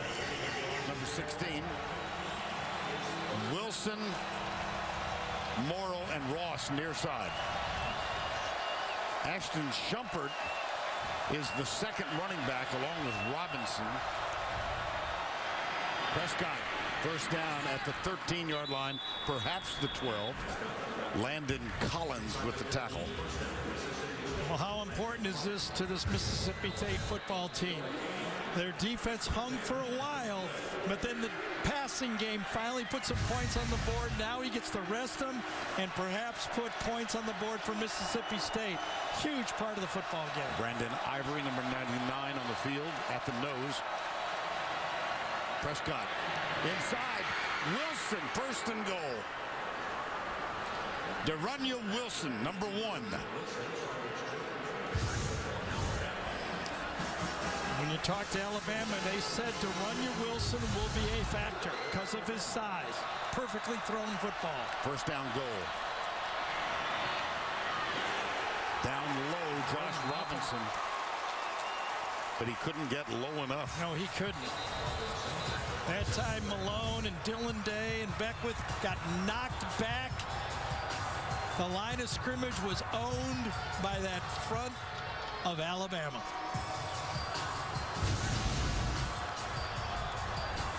Offside. Defense number 5. Half the distance to go. Remains first down. That means in his bump and run position to the outside, I think he was out there. Yeah. Was he on the edge of it? He lined up in that neutral zone. So a do-over for Mississippi State. Robinson, 5 carries, 10 yards. Oh, they moved. Yes, they did. Left side. Boy, that's just a brutal penalty right there.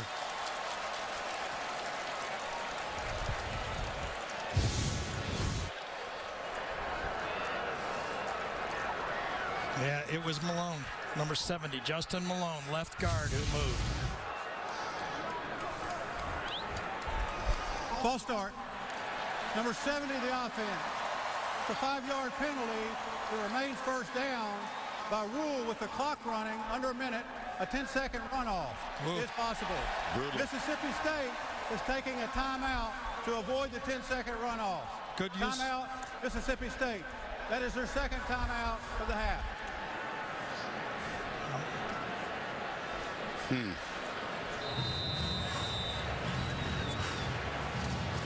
Well, critical, to say the least.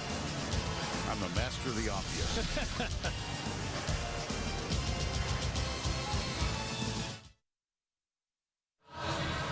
Timeout taken by Mississippi State to save the 10-second runoff.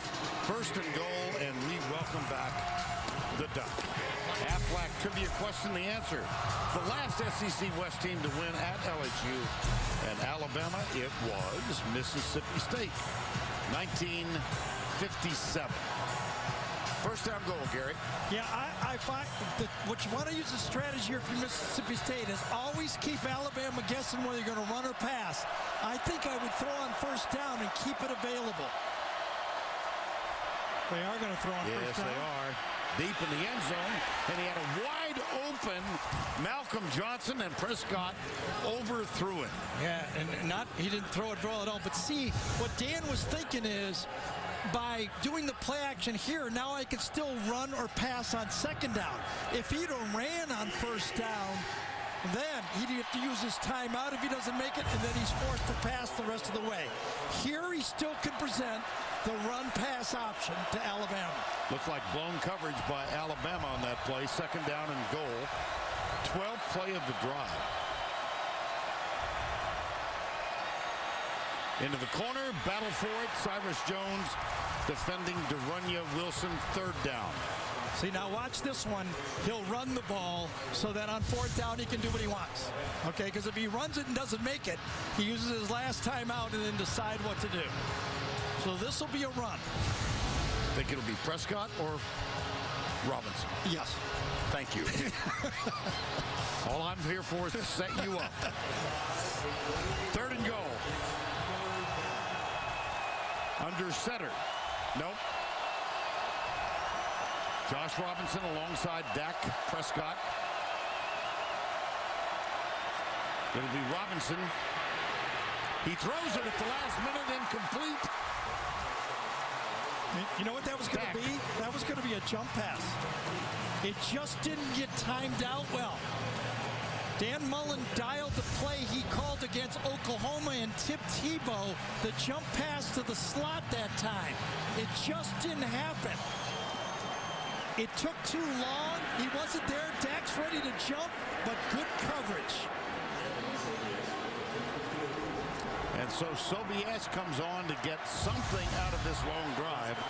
He's 6 of 7 field goals for the year.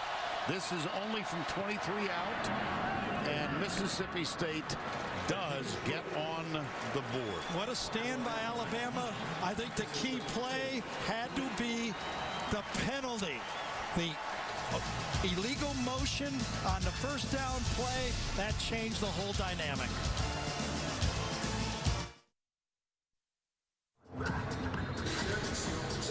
19-3 here at Bryant-Denny in downtown Tuscaloosa on the campus of the University of Alabama. Go back through the sequence. Well, this was the first down play. You don't get a lot of opportunities against Alabama.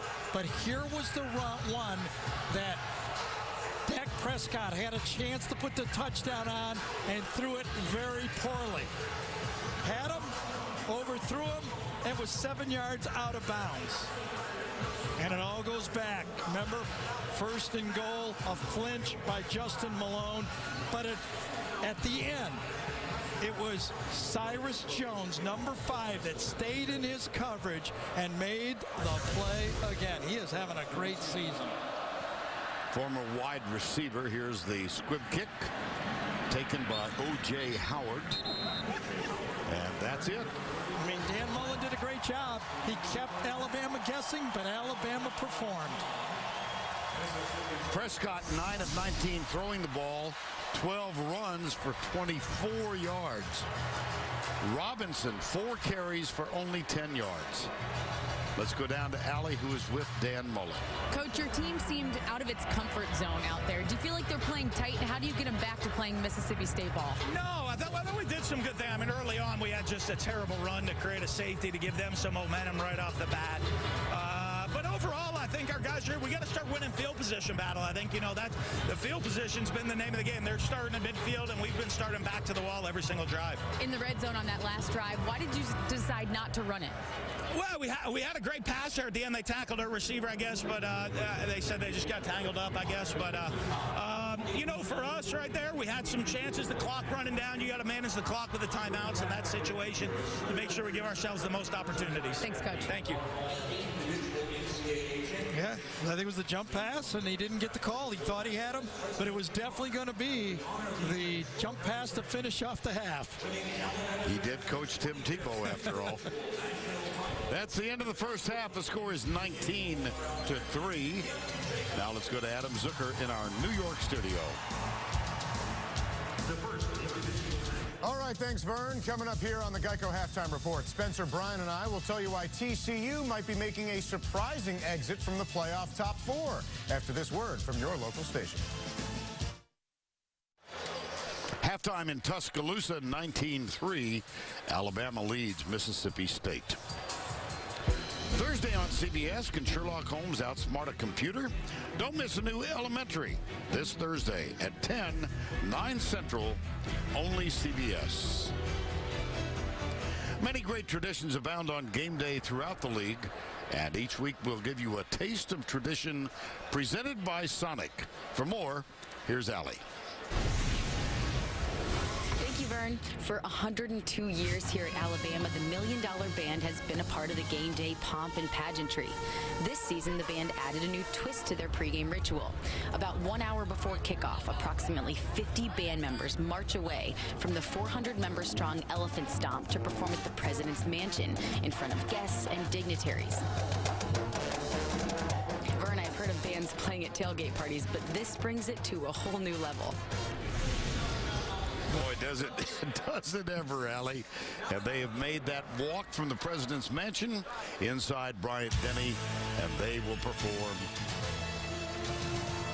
It's 19-3, Alabama.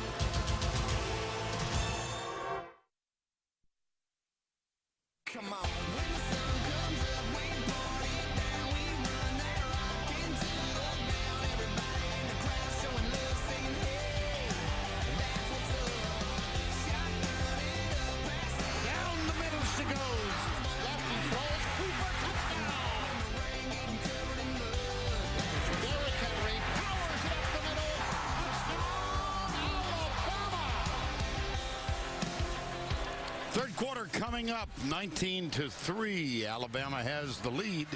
Now let's go inside the headset powered by AT&T, official sponsor of the SEC.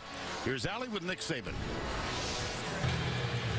Coach, fact, your defense has forced Mississippi State entirely out of its element. How has it been able to do so?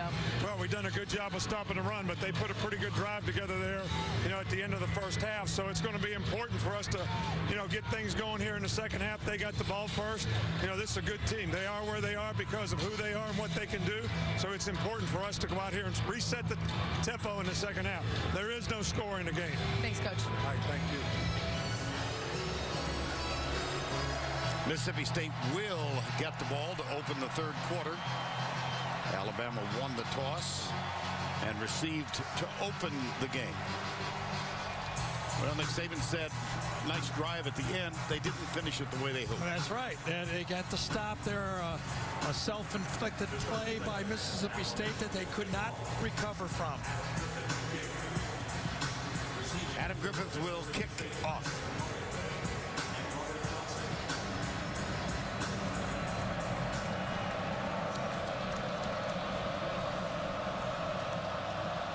Second half underway.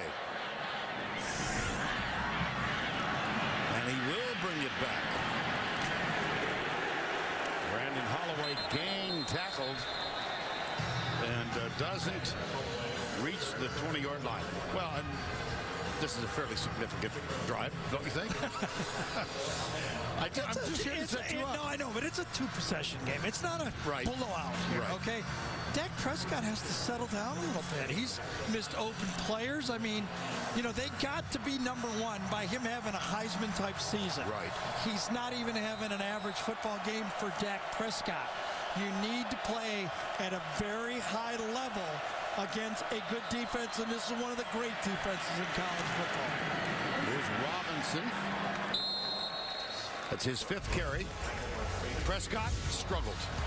Well, it was started out with a simple screen pass. He threw it too hard. He misfired on a throw over the middle. When he's tried to run the ball between the tackles, it hasn't been there. It's been stout. And then at the end, he missed an opportunity for a touchdown pass. Second down, 7. From the backside, watch out. Robinson makes the catch. He's got a first down plus. Ashawn Robinson.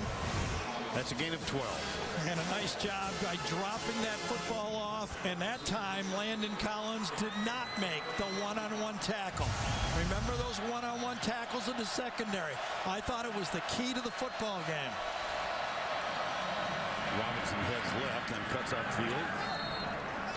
Gary, take us through the halftime trends. Well, let's start where you got to start. I mean, we knew, Dak knew, Dan Mullen knew, everybody that knows football knew he had to come through. Blake Sims having a better game.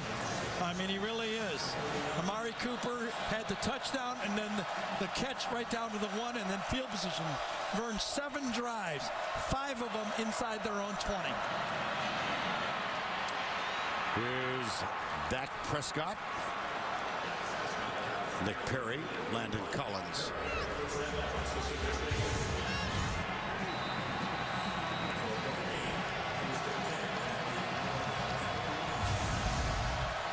First down 10, moving well to open the third quarter. Deep into double coverage.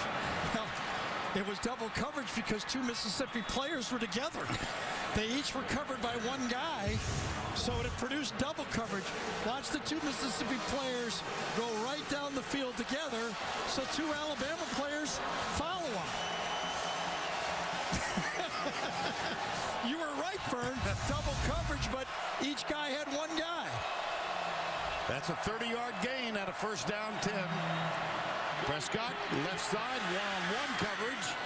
And Cyrus Jones very close to the Runya Wilson. Where Cyrus Jones goes, is anybody ever going to forget that Mike Evans caught a couple passes against me?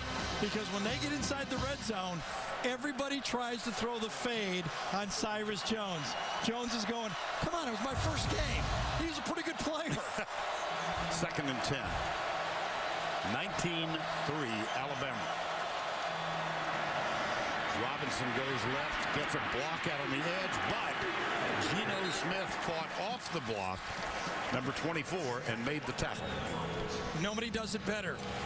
than these Alabama defensive backs, holding off the wide receiver and then playing the player. He's going to come into the picture right now. He holds off the block by Freddie Ross and then ends up stopping it, so it's 3rd and medium. 3 wide right. Prescott goes into the corner for Jamian Lewis. Yes. And again, Cyrus Jones is close. Xavier Dixon, number 47, saved the touchdown that time. Coming around the edge, he lines up late and then forces Dak Prescott to throw the ball early. He lines up late, boom, he gets a running back on him. That's a very tough matchup, and Josh Robinson did not handle it very well. Evan Sobiesk for the field goal attempt, 32 yards. Dak Prescott is the holder. So 3 to begin the 3rd for the Bulldogs of Mississippi State.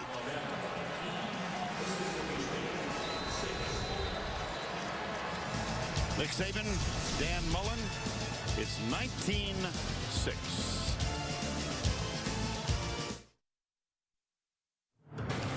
Monday on CBS. Tune in to see why critics are saying Scorpion has some real sting. Don't miss the new hit drama Scorpion Monday, 9, 8 Central, only CBS. Christian Jones deep to receive the kickoff. Landon Collins is back there with him on the right side. And Logan Cook will kick off for Mississippi State.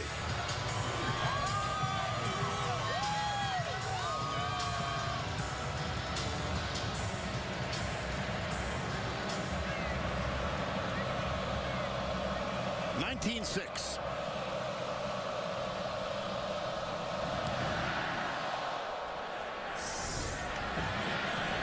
Christian Jones has a couple of elusive moves. Well, remember a week ago, we talked about how the troubles for Blake Sims throwing the ball down the field. Well, in this game on 1st down, Lane Kiffin has given Blake 2 play-action passes, and he's hit both of them. Very big plays. Both set up touchdowns on this game. And you look at the pass chart. Remember a week ago, not one completion till the last nice pass chart. 12 of 16 so far in the ball game.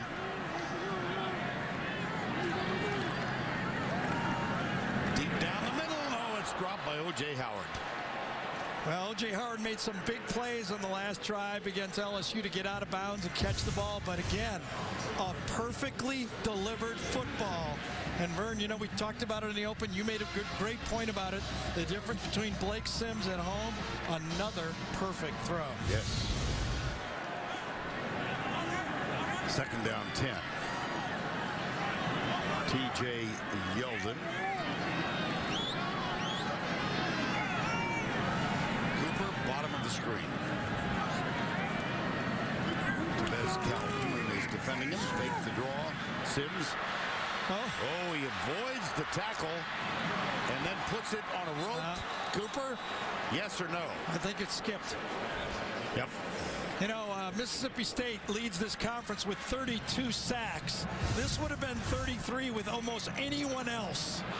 Great escape on the play, ball on the run, and hits the ground. Just the nose of the ball gets on the ground. A little bit of help, that's all you need. It'll be called incomplete. And so 3rd down 10, Alabama. Only 1 of 6 3rd down conversions in the ball game.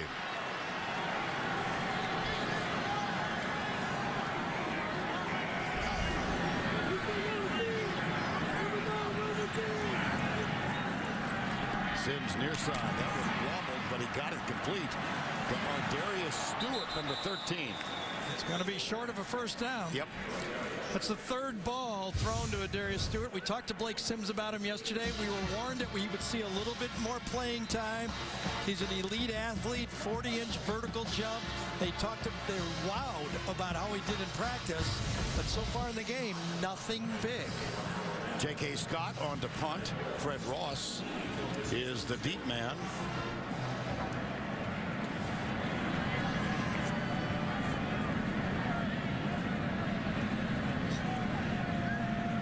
Snapper is Cole Mazza, M-A-Z-Z-A. The up back, Justin Fowler. And here's Scott. The big one. Down inside the 5, 6 yard line.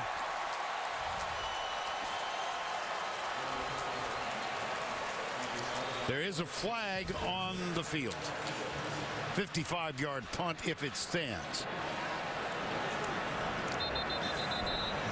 Must be against number 30 Duvall, huh? Right at the end of the play, was it?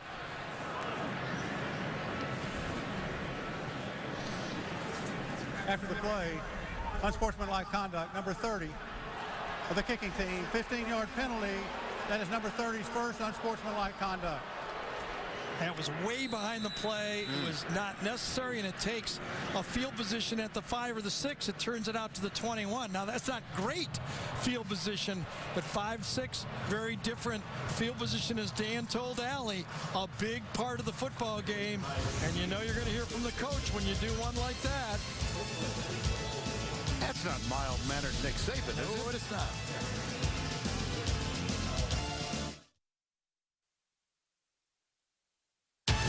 The Home Depot SEC on CBS is sponsored by Wheels Up,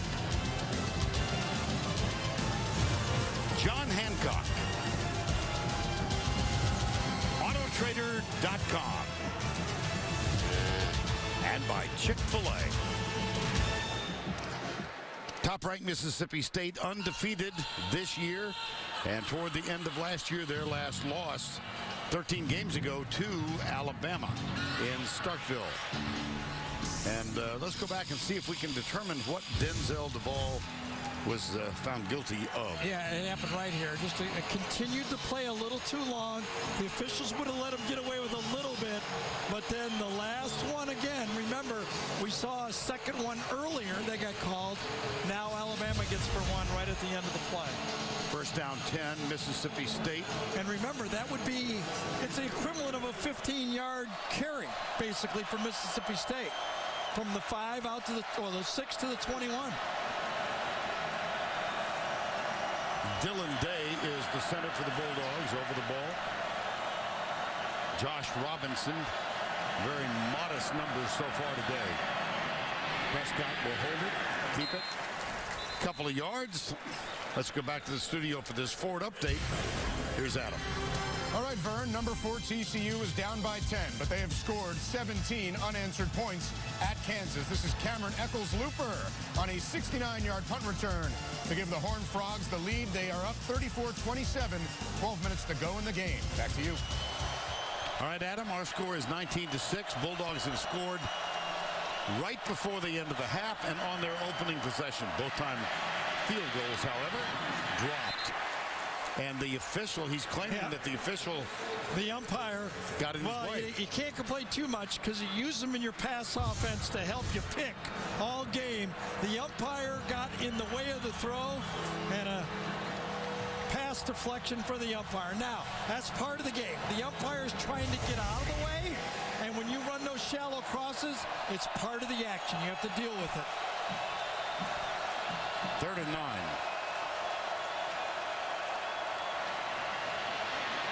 Prescott takes off. Now he heaves it, and it's dropped. Jamian Lewis had a first down. You know, I've heard a lot of coaches say that in big games, I never worry about spectacular plays. I worry about the regular plays. If we just make the plays we're capable of doing, we'll be fine. Mississippi State has made a lot of unforced errors in this game. Very hard to beat an average opponent, let alone a good opponent, when you're making those type of errors. And after that drop, it's 4th and 9. Devin Bell is on to punt. Christian Jones They deep. do not have a good punting or kicking game, do they? No. No. Boy, that was like a high school kick. 33 yards on the Devin Bell punt. Here's the drop, Jamian Lewis. He had 64 catches last year.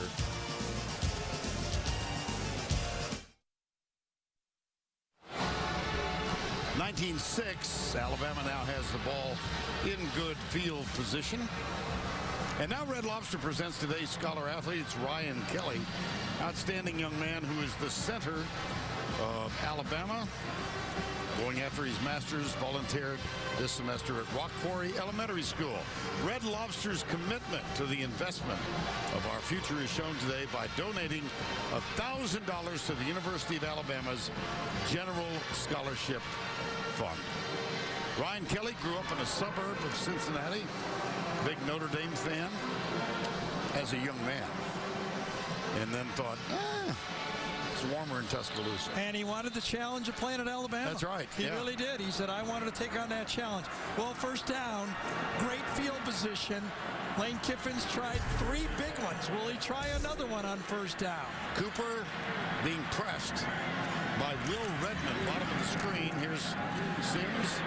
And out of the backfield, there he is again, Darius Stewart. He's a true freshman, and they did tell us yesterday, we're going to go. Well, he was all over practice. Andrew White, number 2, it can't be 100%. Right. And, you know, they bring him out, string him out, get another one of those 5-star players. And, you know, there's DeAndrew right there. He gave it a try, but, you know, it's tough to come back from him when you pull a muscle on Wednesday. Up the middle, Derrick Henry.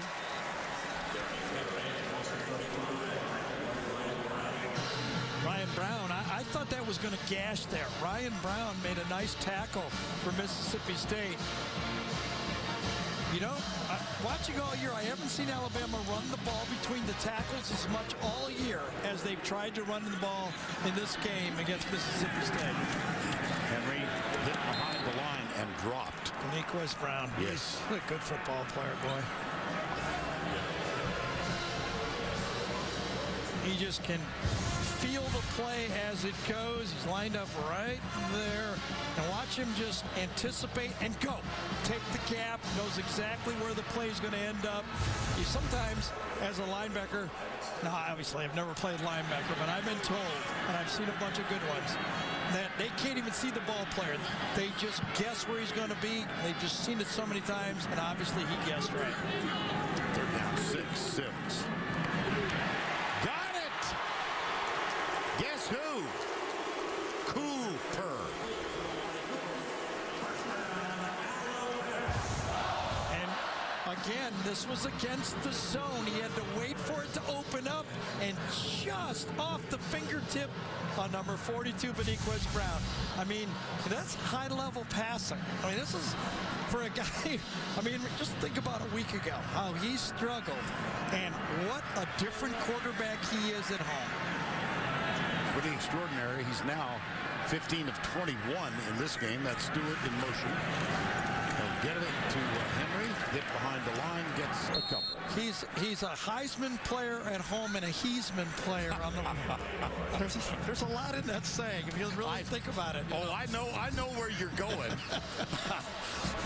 He's been played at Notre Dame once, I think. Heisman did. Yeah, that's what I thought. To be very subtle, though. Joe's a good buddy. Joe's a good buddy. Well, we're good partners. I got it. I knew what you were. Uh-oh. Sims. And they got there him. you go. Preston Smith. Preston Smith, the All-American, the one guy that Lane Kiffin singled out to us that he said he could be a difference maker is number 91. He lined up at right defensive end, gets inside the, how about that? Cam Robinson, a freshman going against an All-American, and he's holding his own, but that time Preston Smith got it. Well, early in the season for 3 weeks in succession. Could this be the screen that we've been waiting for? Looks like it. Yep. There's Cooper inside the 20. Adam Griffith will come on to try the field goal. Cooper Bateman is the holder. 4th and 10. 37. Made one earlier, 36.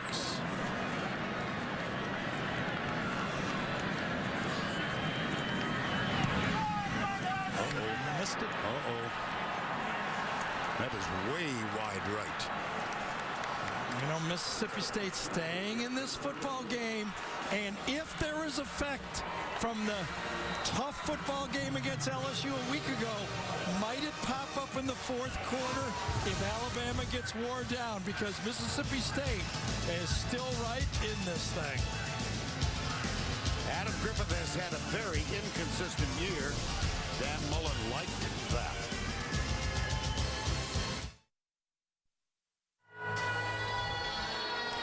(1906) nighttime in Tuscaloosa, Alabama. Beautiful scene.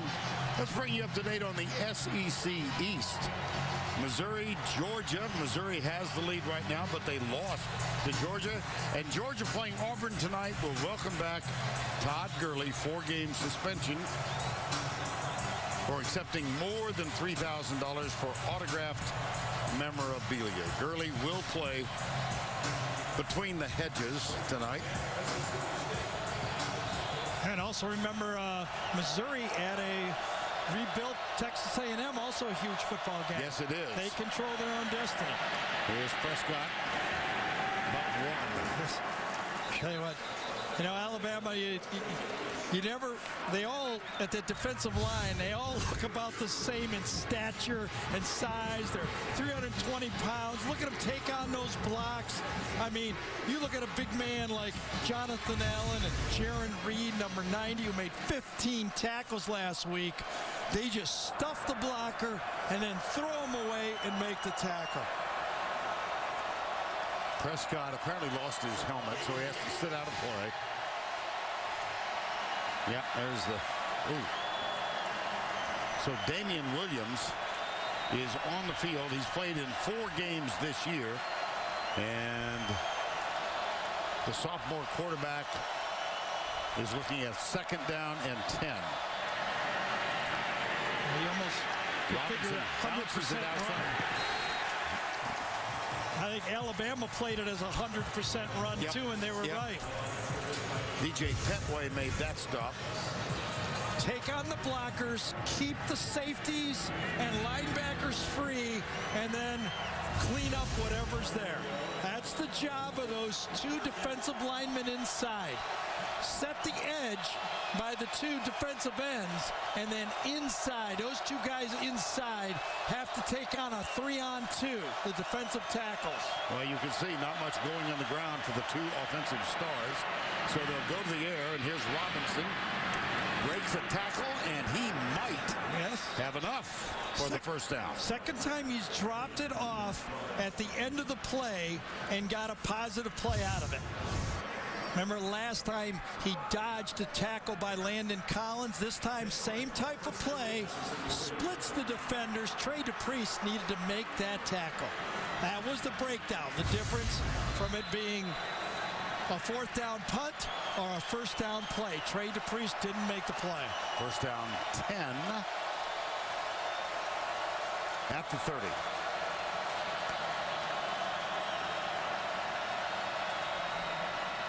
Play action again. He has to run. And he gets out across the 35. A'Shawn Robinson. Now let's go back to New York once again. Adam Zucker. Vern, Wisconsin has scored 35 straight on Nebraska thanks to Melvin Gordon. He has a new single-game record at Wisconsin, 369 rushing yards. Let's get it back to you. All right, it's 2nd down and 4 here. Prescott got him. That could be offensive pass interference. Okay. That's what Saban is claiming. Wow, I thought very obvious and not seen. It was obviously a back shoulder throw the whole way, but did Wilson get away with a shove on this play? Oh yeah, extended his arms. It's hard enough to play the back shoulder play anyway. When you give the receiver the ability to do that, it's impossible. That's a gain of 14 and another 1st down. Prescott. Inside, De'Runnya Wilson, just a yard shy. Tackle made by Nick Perry. 3:45 to go, 3rd quarter. Stay in the game. Stay in the game. Score a touchdown. Let the pressure shift to the home team in the fourth quarter. That's always the formula. Robert Johnson, the tight end or wide receiver, is in tight this time. Here's Robinson searching, probing, nothing there, but he might. Reggie Ragland, we have not called his name much in this game, but he made that tackle. Again, those defensive tackles, they stuff it inside, and then you allow the linebackers and safeties to clean it up. He did get the first down. 3:07 to go. 19-6. Reverse. No, they faked it. Prescott has it. Now Robinson has it, and he's inside the 15. Wide open, and be careful. Mississippi State will go lightning fast here after a big play. 26-yard gain. Great deceptive ball handling by Prescott. Chip away, chip away, chip away, but on first down of a drive, that's when both of these coordinators are dialing their big plays. Now they reverse it. This is Fred Ross. Nothing. Dalvin Tomlinson. Well, you're right. The ball handling was excellent. He faked it to Josh Robinson, and then the receiver coming across, and then back to Josh Robinson. And then on the reverse, Dak Prescott got a block on it, but still, too much pursuit, too much assignment, quality assignment play by Alabama's defense on that reverse right there. Second down, 10.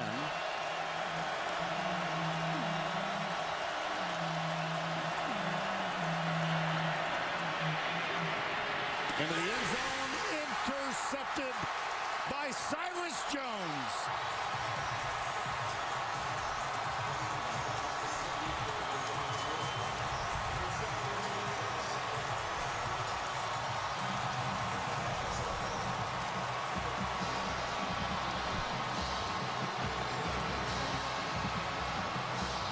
I mean, this is just being hard-headed.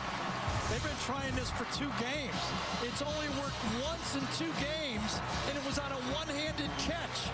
They're going to go, they think, big guy against a small guy.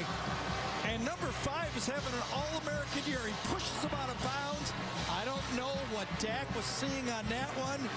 He isn't even in bounds, turns around and makes an All-American play.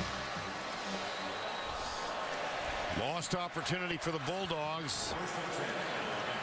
Lane Kiffin and Kirby Smart. First down, 10.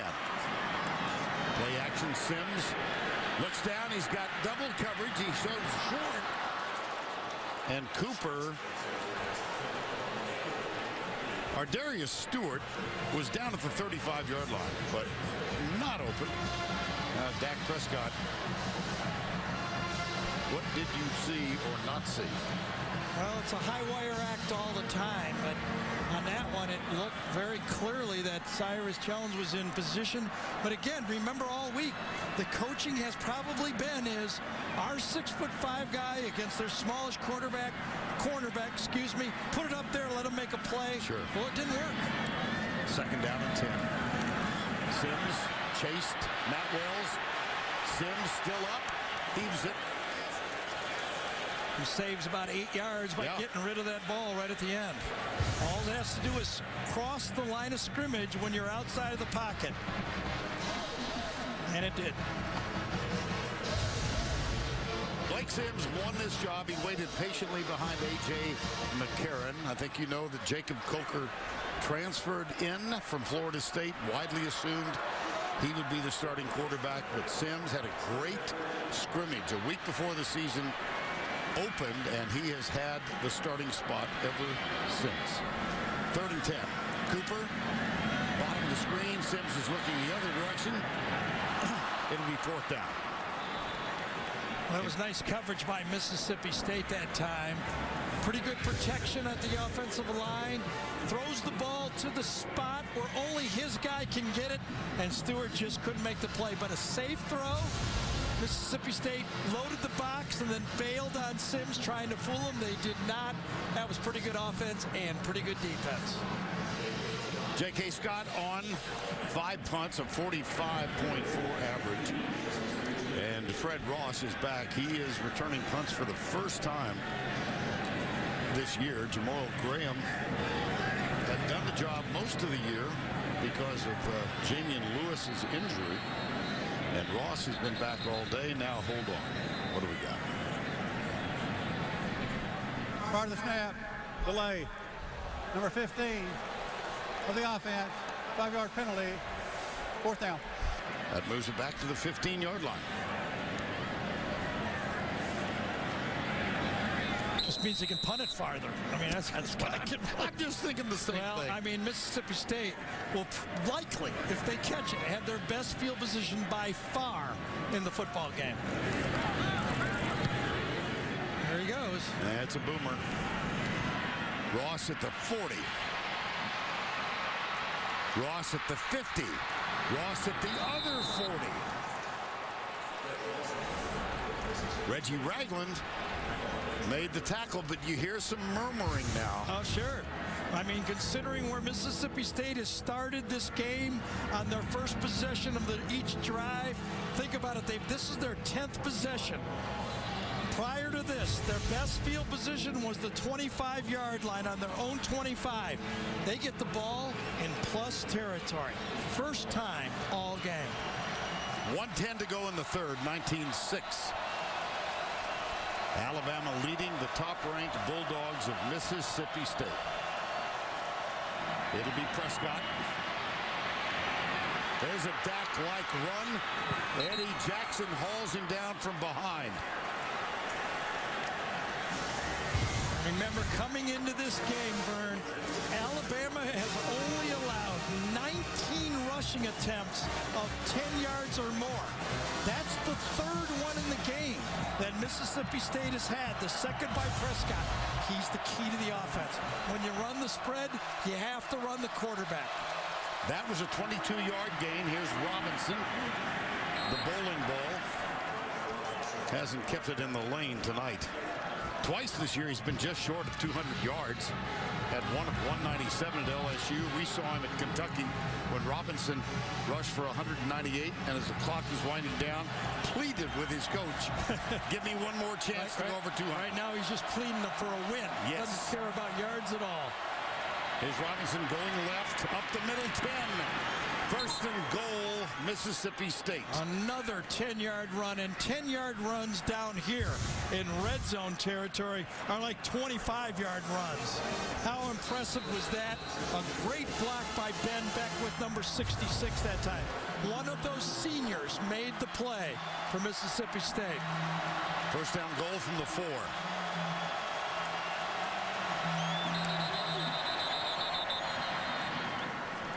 That's the quarter. That's into the third quarter. It's a long walk, but you know what? They get away from the student section. Was that by design? Does he have a chart or anything like that, or did it just happen? I went with Dan Mullen. It could have happened. It could have happened. We'll return to Tuscaloosa right after this word from your local station.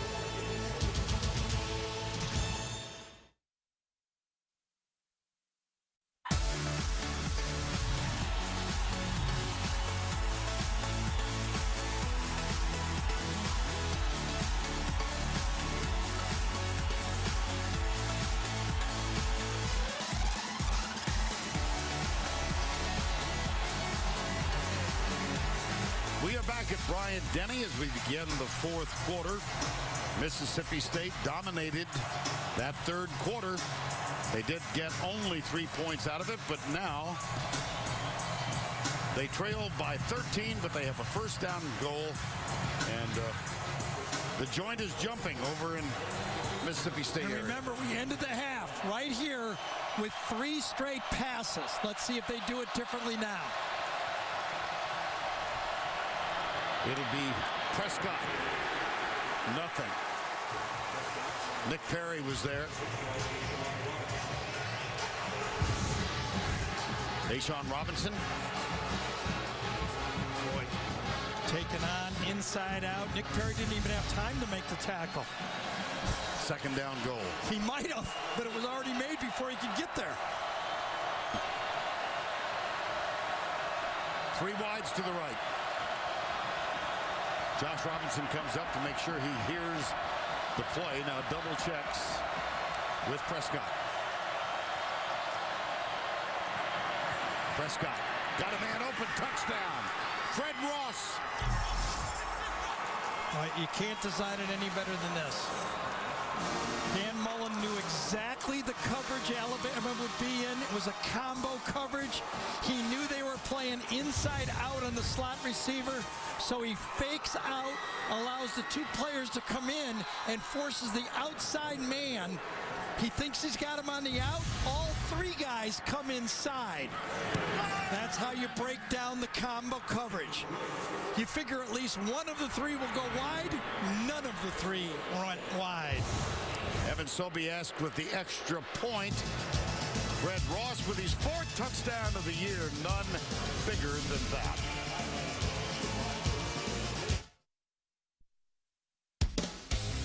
And now it's time for our Geico game recap. Like Gary said at the beginning, Mississippi State needed to run the ball. They did not do so well in the first half, but better in the third quarter. 120 total yards now. After a safety and a field goal, Amari Cooper with the first touchdown in the ball game. And then Derrick Henry, this one was reviewed. It was initially called a fumble, but it was overturned, and Henry was given a touchdown. Dak Prescott, 262 total yards, but he has been intercepted twice. He did, however, get loose on this 22-yard run. And then just a moment ago, finds Fred Ross, beautifully played.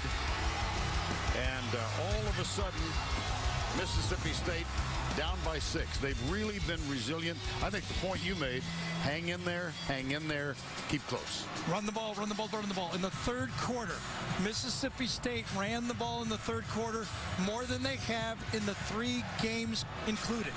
3 years, they haven't run the ball for as much as they ran the ball in the third quarter. That's what opened it up. That allowed the play action passes and then a wonderfully designed play for the touchdown at the end. And you can see the excitement on the Mississippi State sideline. Undefeated last 12 games. Dan Mullen has never put more than 300 yards against Alabama in his career at Mississippi State. What did we say, though? If Dak Prescott can bring his level up, they can do it, and he did. Christian Jones with a kickoff return. Tackles. And let's dissect the touchdown. Yeah, it was a thing of beauty, and you know for sure that this guy out here is going to play the outside of the field. So you bring one guy in, another guy in, and this guy behind him. It's so well designed because you're taking advantage of what you know Alabama's going to do. And it was perfectly played, perfect throw for 7 points. What a great drive by Mississippi State. 19-13, 14:09 remaining. Derrick Henry, the running back, who shared responsibilities with T.J. Yeldon tonight. Here's Henry, gets loose, 9-yard gain. Austin Shepard leading the way. You know who else has been very quiet as we walk Henry right there is T.J. Yeldon. Now, he's played a little bit, but he hasn't been the dominating T.J. Yeldon we remember in the past around here. Now, 8 carries so far for 40 yards. Henry, 10 carries for 33 yards so far in the game. Corner blitz. Sims. DeAndrew White. And let's go back to Adam Zucker for an update in New York. Vern, let it snow, let it snow, let it snow. Melvin Gordon has broken the FBS single-game rushing record. He has 408 yards against Nebraska. The Badgers have scored 49 unanswered to get the edge in the Big Ten West. Back to you. All right, thank you. How about that? Yeah.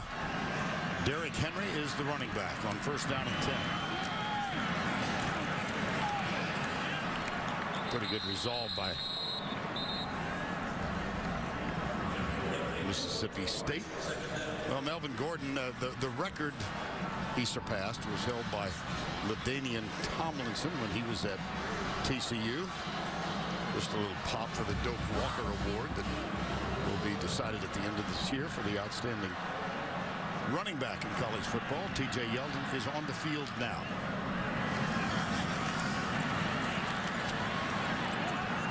Boy, it's as if Mississippi State can feel the play before it happens.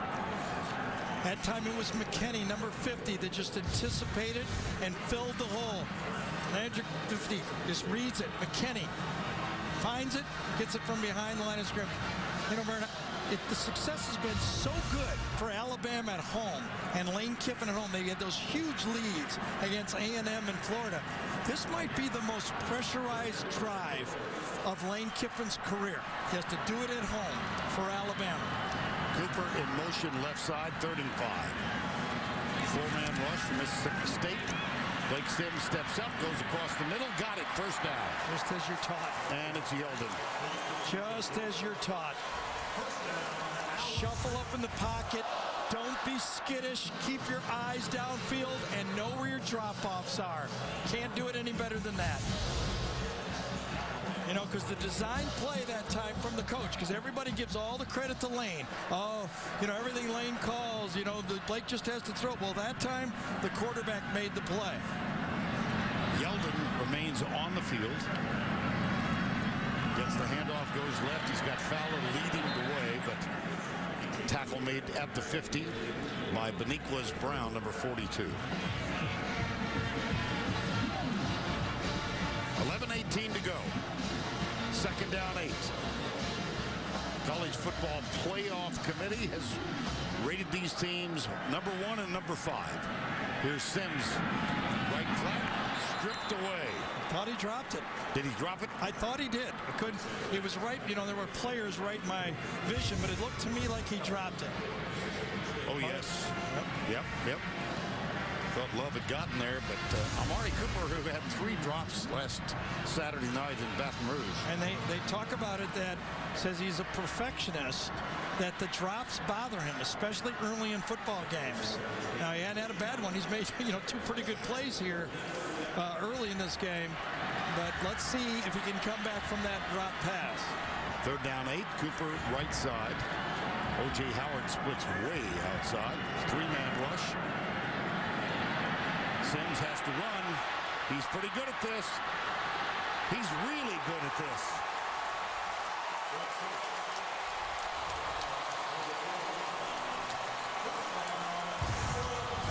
Well, this is some of the skills that Alabama was tempted early in Blake Sims' career. In fact, he did play running back. Yes, he did. You know, did they have him in the secondary? Was he going to just be an athlete, a slot player, a running back?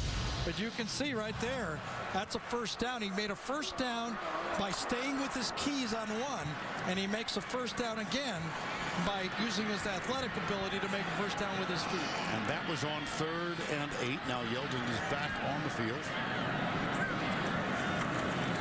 Play action. Fowler with the block, but he gives him time to get rid of it deep. Yeldon incomplete. Will Redmond, who's one of the hardest hitting defensive backs in the SEC. Well, it was defended so well by Jay Hughes to begin with, and then Redmond to finish. Jay Hughes smelled it all the way. He had the running back after the fake. Yeldon goes down the sideline. Jay Hughes, again, a senior, sticks with him, and then Will Redmond comes and cleans it up. And for the first time tonight, Tyron Jones, number 20, is on the field. He's in a slot. To the left, he's a running back, and then Cooper's outside him, 2nd and 10. Across the middle she goes, incomplete. Cooper. Well, he had DeAndre White that time for a touchdown. If he put a little air on that one, right down the middle, he had DeAndre White. Watch number 2 right here, kind of dip and then go long. Watch this. He's got him. He's got him on a linebacker and an easy touchdown. Just threw the ball too flat. DeAndre White jumped up. He knew he had it, but Blake Sims had to get rid of it too early. 3rd down 10.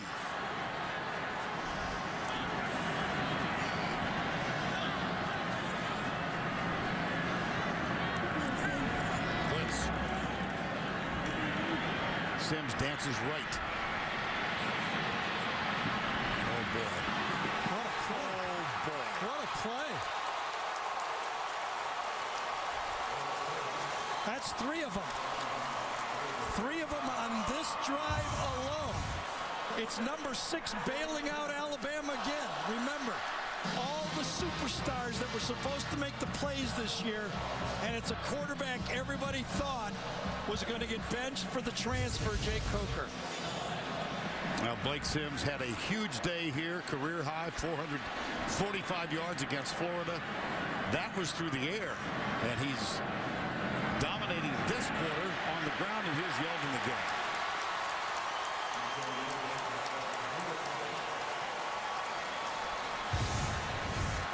And this is a mash.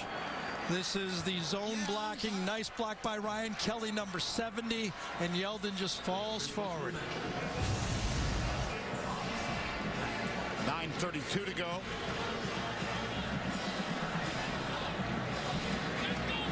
And they will measure.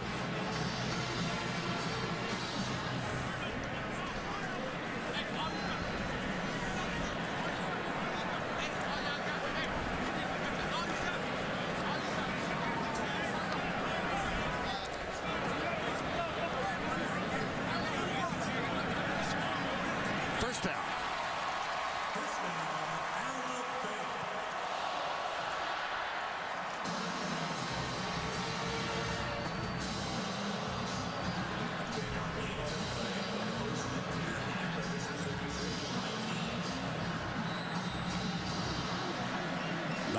.30 to go. Clock started again. 13th play of the drive coming up. Blake Sims. 3rd and 10. 3rd and 8.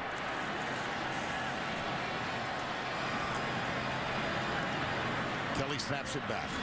They give it to Yeldon. He bounces to the outside. Great stiff arm. Well, how well has Yeldon been managed in this game? You know, at the beginning of this drive, we were saying, where's Yeldon been? You know, now we're in the 4th quarter. As Vern just told you, when Mississippi State scores, seems like they're, you know, they put their finger up to their lips. Quiet, the momentum's our way. All Alabama does is answer it with a drive of their own. 14th play of the drive. Yeldon down to the 6-yard line. And taking off, you know, it's going to take off at least 6 minutes off the clock. A touchdown here in all this time puts a lot of pressure on Mississippi State. 2nd down and goal. The Verizon red zone stats for the day. They've been inside the 24 times, 2 touchdowns. And remember, this is where Mississippi State is charged to the number 1 in the polls. It's because of this red zone defense. Sims looking back at Kiffin.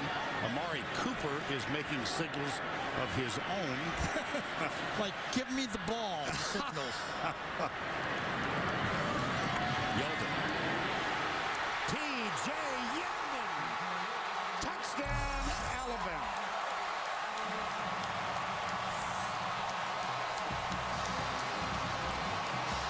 Pretty sure they're going to go for 2 on this one with the score the way it is.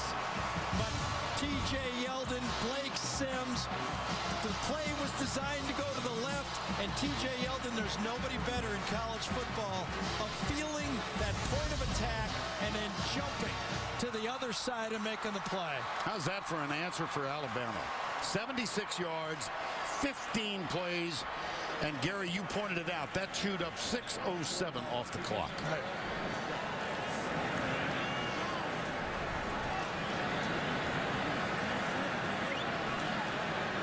I think Alabama is with the clock here, with the play clock down. They had to take a timeout. Well, Nick is out on the field, and he wants to make a beeline for Matt Moore. Now he is...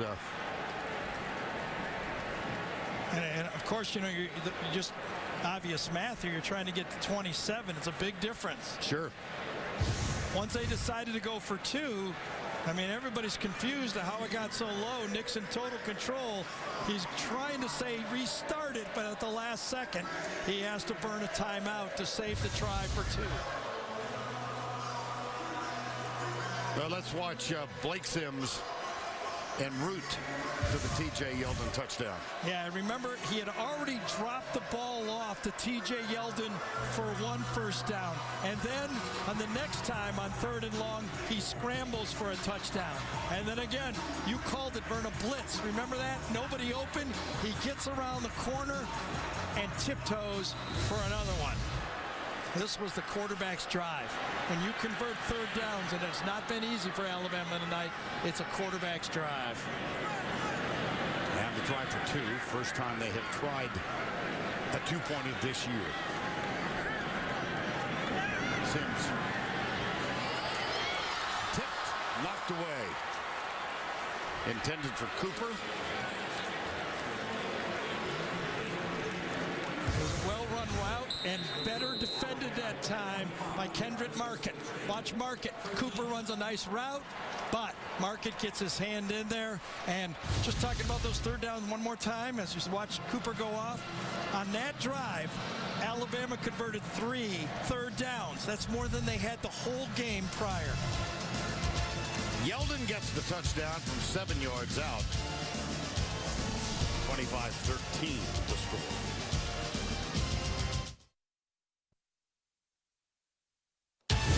The Home Depot SEC on CBS is sponsored by the Home Depot. Kay Jewelers. Allstate.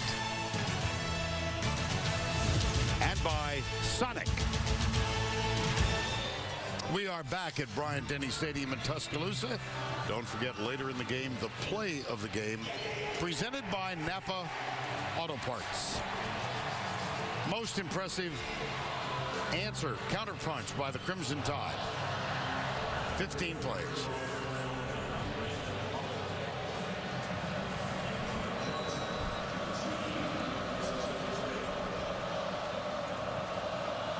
Here's Griffin. Taken at the 3 by Brandon Holloway, number 10.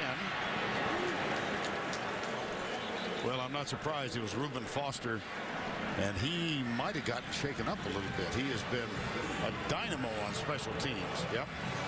Wincing as he comes off. Yeah, he's had stingers all year with the way he tackles. He leads with his head. They're very nervous about that. He's a big-time football player, but see how he always takes people on with his head. He was in a black jersey in practice on Thursday, and he winced on that one. First down, 10. Prescott inside, got him. De'Runnya Wilson, number 1. You know, my guess was that Dak needed to run close to 90 yards and put at least 300 yards total offense from him by himself if they had a chance. He's closing in on that, and now with the score the way it is, he's going to have to do more than that to win. Second down, 5. Got him, De'Runnya Wilson, and he breaks the tackle. There is a flag down.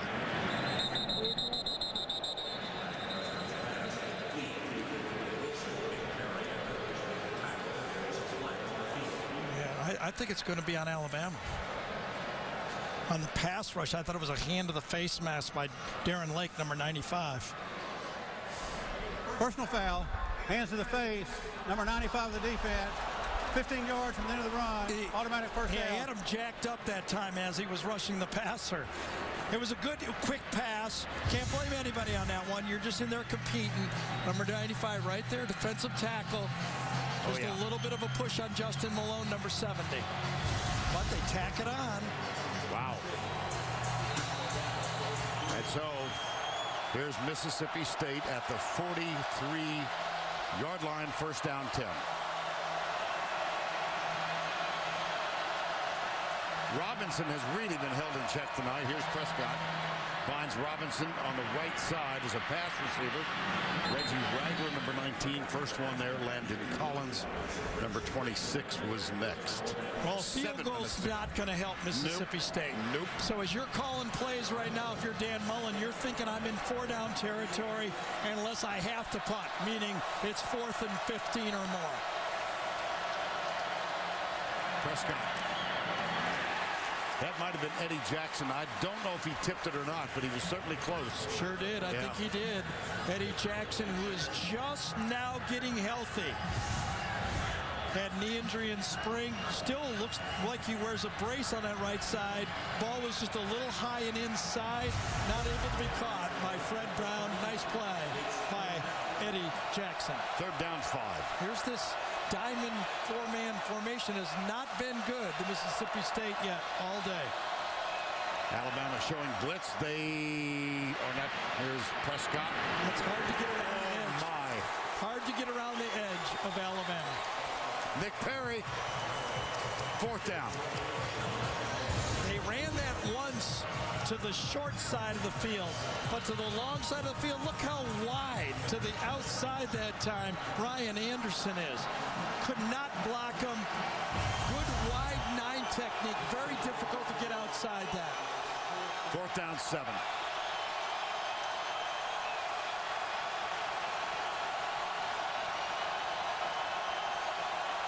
Can't use your timeouts. You got to run a play.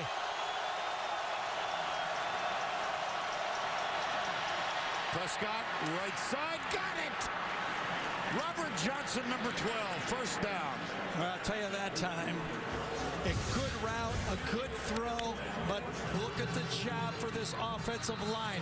5-man rush, they stop it, and that time, number 4 gets beat. 1st and 10. Dak Prescott's time to do a 3rd and 4th down plays. Has to throw it away. Ryan Anderson with the pressure that time, number 7. And it's 2nd down and 10. That does stop the clock. 5:35 to go. You know, these are 2 of the worst rated SEC teams for fumbles. Very odd to have 2 highly placed football teams that fumble the ball as much. They're the worst almost in the SEC, 11th and 12th. This game, not 1 fumble in the game. 2nd down 10. De'Runnya Wilson not on the field on this play. 5-man rush. Got him. And let's see if they give him the 1st down yardage. Malcolm Johnson, number 6. Indeed they do. It's a nice matchup. Malcolm Johnson is basically a wide receiver masquerading as a tight end. Nothing fancy there, but he matched up against Nick Perry, who's not a great cover safety. 1st down 10, 5:18 remaining. We got a football game here, don't we? There's a lot of pressure out there. Prescott. His receiver fell. De'Runnya Wilson. I thought he got yanked down on Did that you one. really? So did De'Runnya Wilson. Let's see if Eddie Jackson gets away with one here. Big on big. No, Eddie Jackson slipped on the play. Actually, De'Runnya was lucky he didn't get called for his hand placement. 2nd down and 10. 5:06 to go.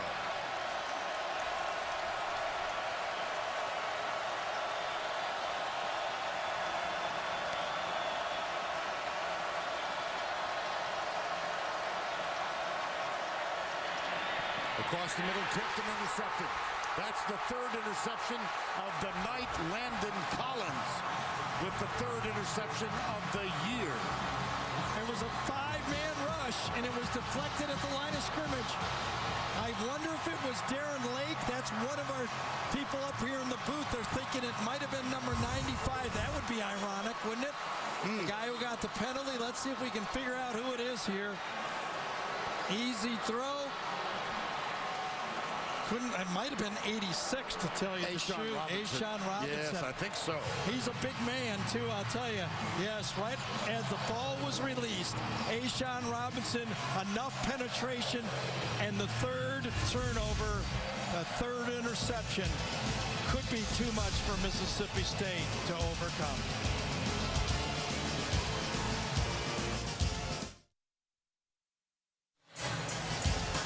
Next week, our group will move to Arkansas. We will see Ole Miss against the Razorbacks. That's next Saturday, 3:30 Eastern Time. The SEC on CBS. It all begins with the Auto Trader College Football Today show at 3 Eastern Time.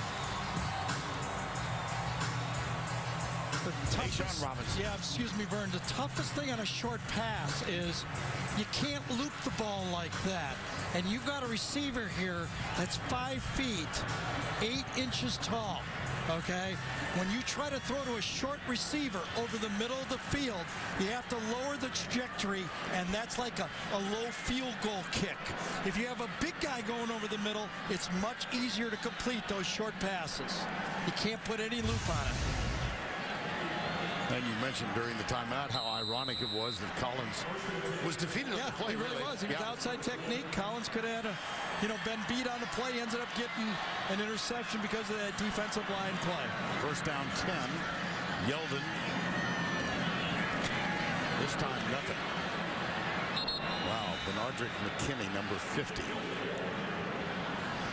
We know college football.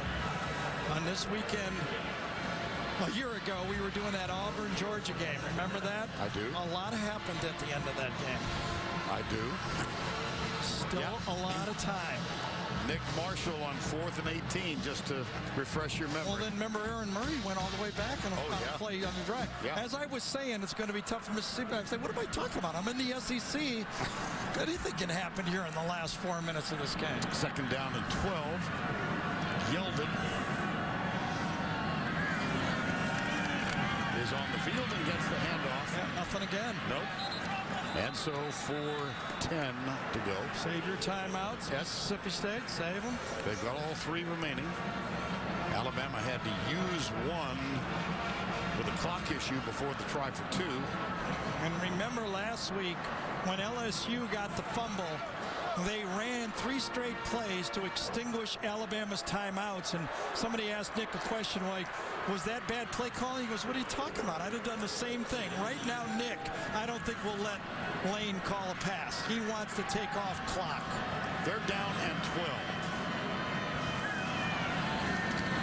Well, you can't be right every time. I didn't say it. It's still 4th down, but this is just a whole new world I'm not used to. Oh, goodness. It worked out. Completion. But an incomplete pass is, 40-second change. Sure. And time has been called now by Dan Mullen, hoping to get some magic from Dak Prescott. Interesting. He had so few interceptions the first half of the year. Yes, 6 and then 3 in this game.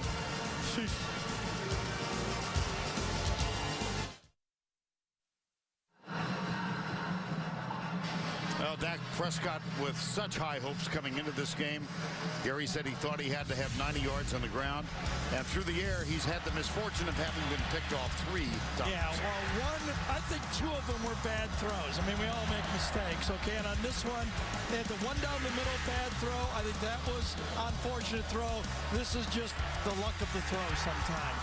Had an open receiver, you throw the ball, and a defensive player, not only does he bat it, but it flies right to a defender.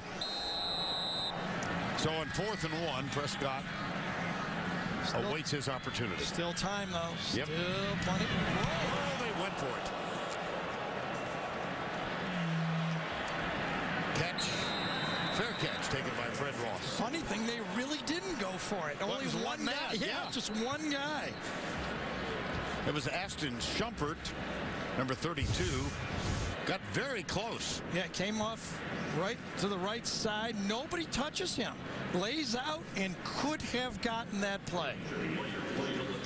That was not a design block. He kicked it right under his hand. He actually went past the ball. He went past the football. Amazing. There's a player down. Appears to be an Alabama player at the 30-yard line. Dylan Lee.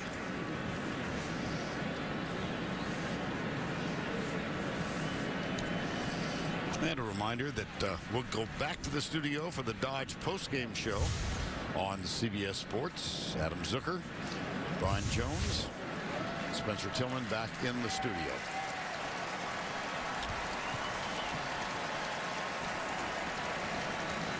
Dylan Lee out of Buford, Georgia. Got shaken up last Saturday night in Baton Rouge. And here comes Mississippi State. Now they have 2 timeouts left. They trail by 12 and 3:18 on the clock.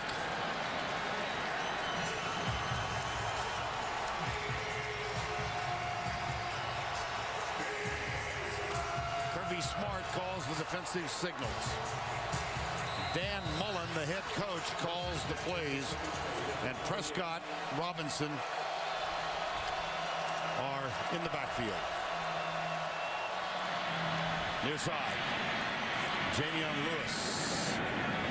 About 8 yards. Tackle made by Geno Smith.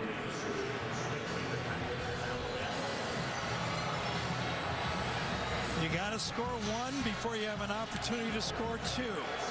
Take your time. Make first downs. Know what you're doing. Robert Johnson was in motion. Now Lewis, they give it to Robinson. He looks for the first down. He pushes and does not get it. Big stop. Short of the first down means time goes off or Mississippi State has to use another timeout. Another half a yard here and the clock stops. Very modest numbers for Robinson today. 12 carries, 37 yards. It's 3rd and 1.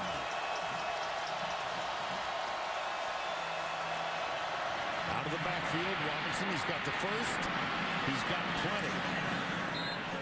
And he moves across midfield. The clock now stops while they reset the chain. That's been about the biggest play for Josh Robinson all night. He's had that one run, but otherwise it's been the drop-off play that has been his most effective weapon from out of the backfield. Clock starts, 2 minutes to go. Right side. Oh, we needed to get out of bounds. Trey DePriest makes the tackle. 1:45 to go.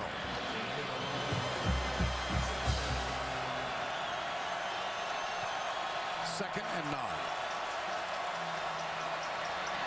Prescott pressured. Across, incomplete.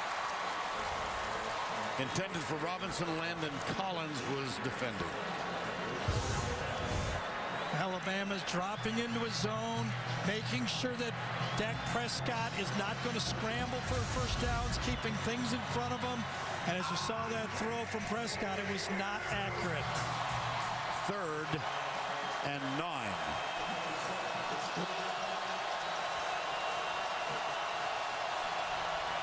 Dropping in zone again. Prescott gets loose. Down the sidelines. Oh, did he get close? I think he made a first down. Yes, indeed. Remember, that's a 10-yard scramble. Got out of the pocket.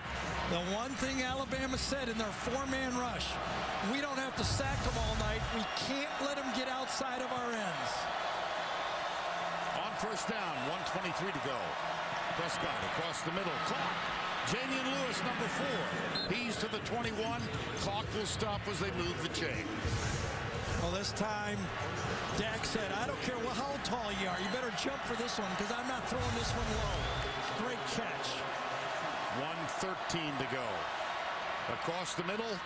It's caught again. Jamion Lewis again. 62 seconds to go. You gotta wonder when Dan Mullen's going to start using his timeouts now. Here's Prescott. 16-yard line. Yeah, you got to take a timeout here. They don't have time, do they, to line up? It's almost onside. Get the onside kicker. You have no chance. Yes. He's got 2 timeouts remaining.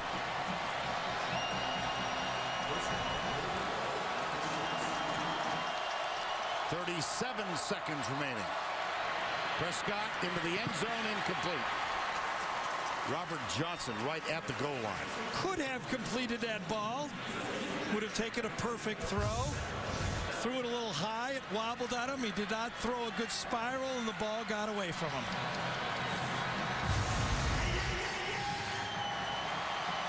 Second and goal.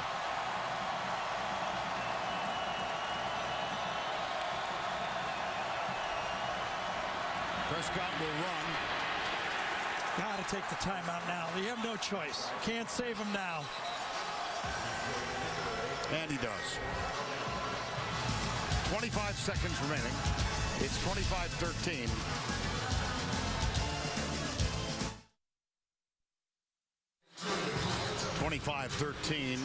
Mississippi State, undefeated season on the line. They trail Alabama.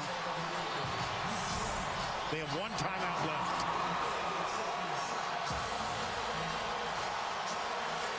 And it's 3rd and goal.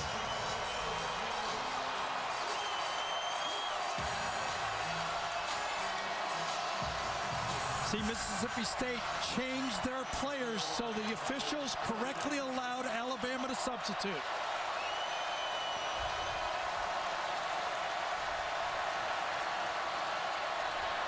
Option. Prescott pitches.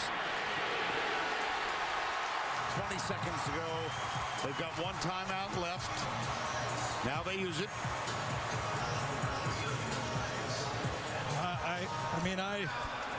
I don't know what to say. I'd be throwing the ball in the end zone. I mean, yeah. You know, Dan knows his offense better than I do, but I don't understand those last couple plays, and I don't quite get why he saved his timeouts, because now they're in a horrible position even if they do score.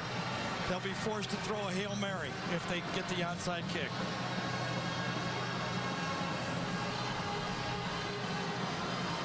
Well, the top-ranked Mississippi State Bulldogs are just seconds away from dropping their first of the year. Oregon open this weekend. Florida State, Miami, big game tonight. TCU did defeat Kansas 34-30. They're number 4. Alabama with a victory would. Oh yeah, they're in control. They're in. They're in. If they win out. If they win out. I don't think Mississippi State is dead, but they now need help. They will become the biggest Auburn fans in the SEC. 4th and goal.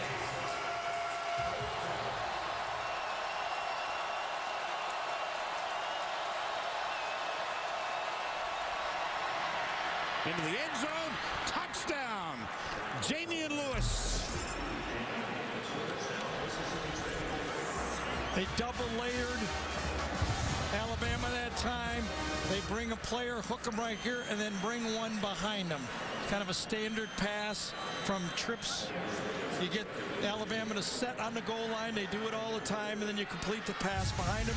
Usually you do a little taller guy. Good play by Dak and Lewis. There's the extra point from Sobiesk, and so with 15 seconds remaining. Lewis from Prescott. The margin is 5.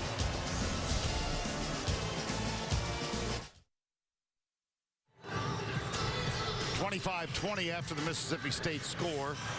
15 seconds to go for the season. This will be the first onside kick attempted by Mississippi State.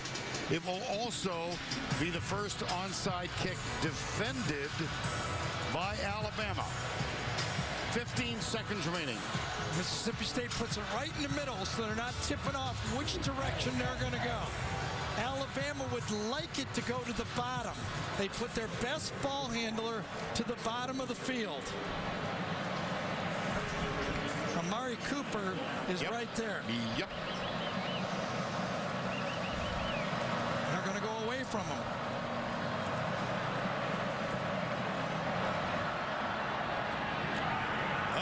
Up in the air, DeAndre exposes himself to a heck of a hit. There's a flag down.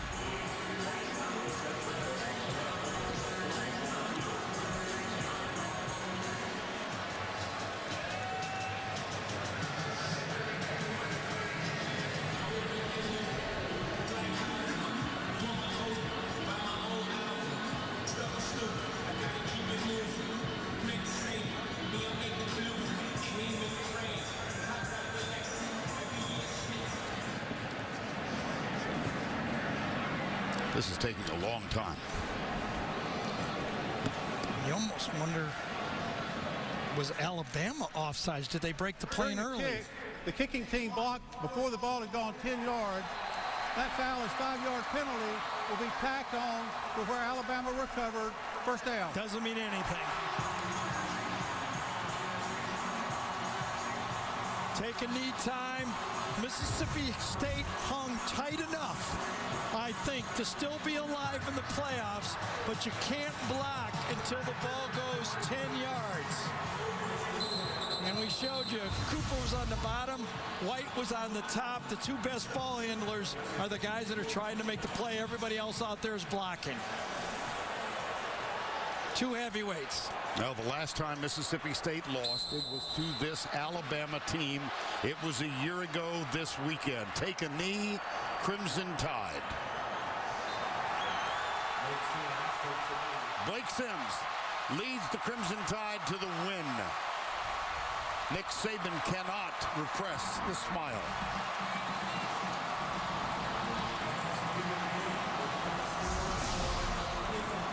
Tough night for Dak Prescott.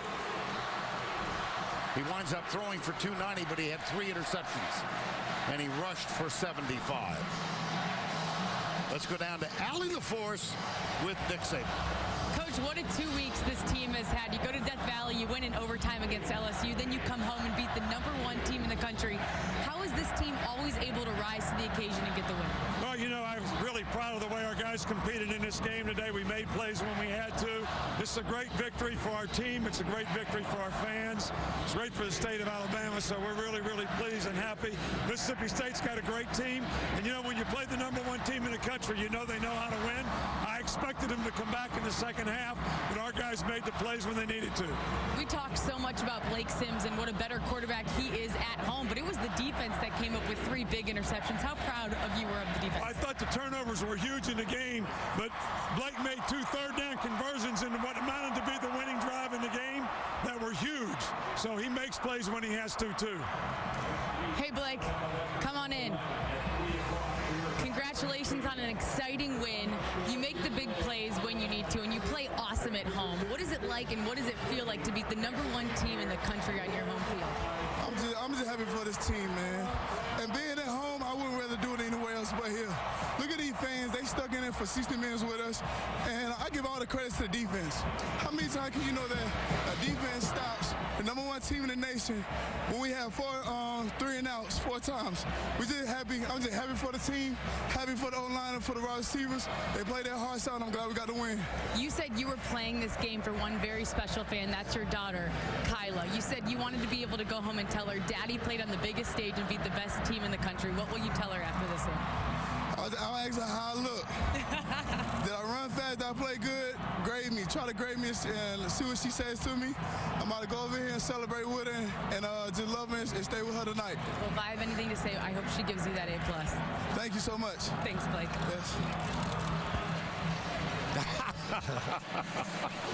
Oh, how nice. He bailed him out. Nick Saban was exactly right. Remember the 3rd down play. And that drive, 3 of them, he dropped it off to Yeldon, and then 2 on scrambles.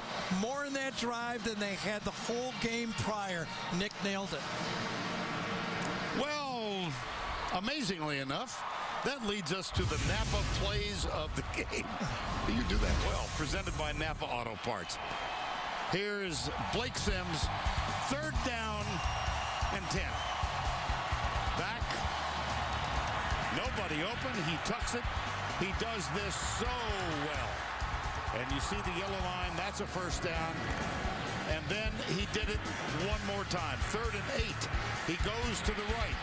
Watch the yellow line. Just does get the first down. And then T.J. Yeldon, 7 yards away, little step to the right into the end zone. That turned out to be the winning touchdown. That was a 76-yard drive in 15 plays. What did we say? Everything goes through Alabama in this conference. That's still the main story. They either win it or the team that wins it beats them. Tonight, they didn't beat them. 25-20. And keep in mind the resilience of Mississippi State. They were down 19-0 in the first half. But they came back, and they will be a factor before it's all over. For Gary Danielson and Allie LaForce, I'm Vern Lundquist saying so long from Tuscaloosa. Our final score, 25-20, Crimson Tide. The Dodge postgame show is up next after these messages and a word from your local station.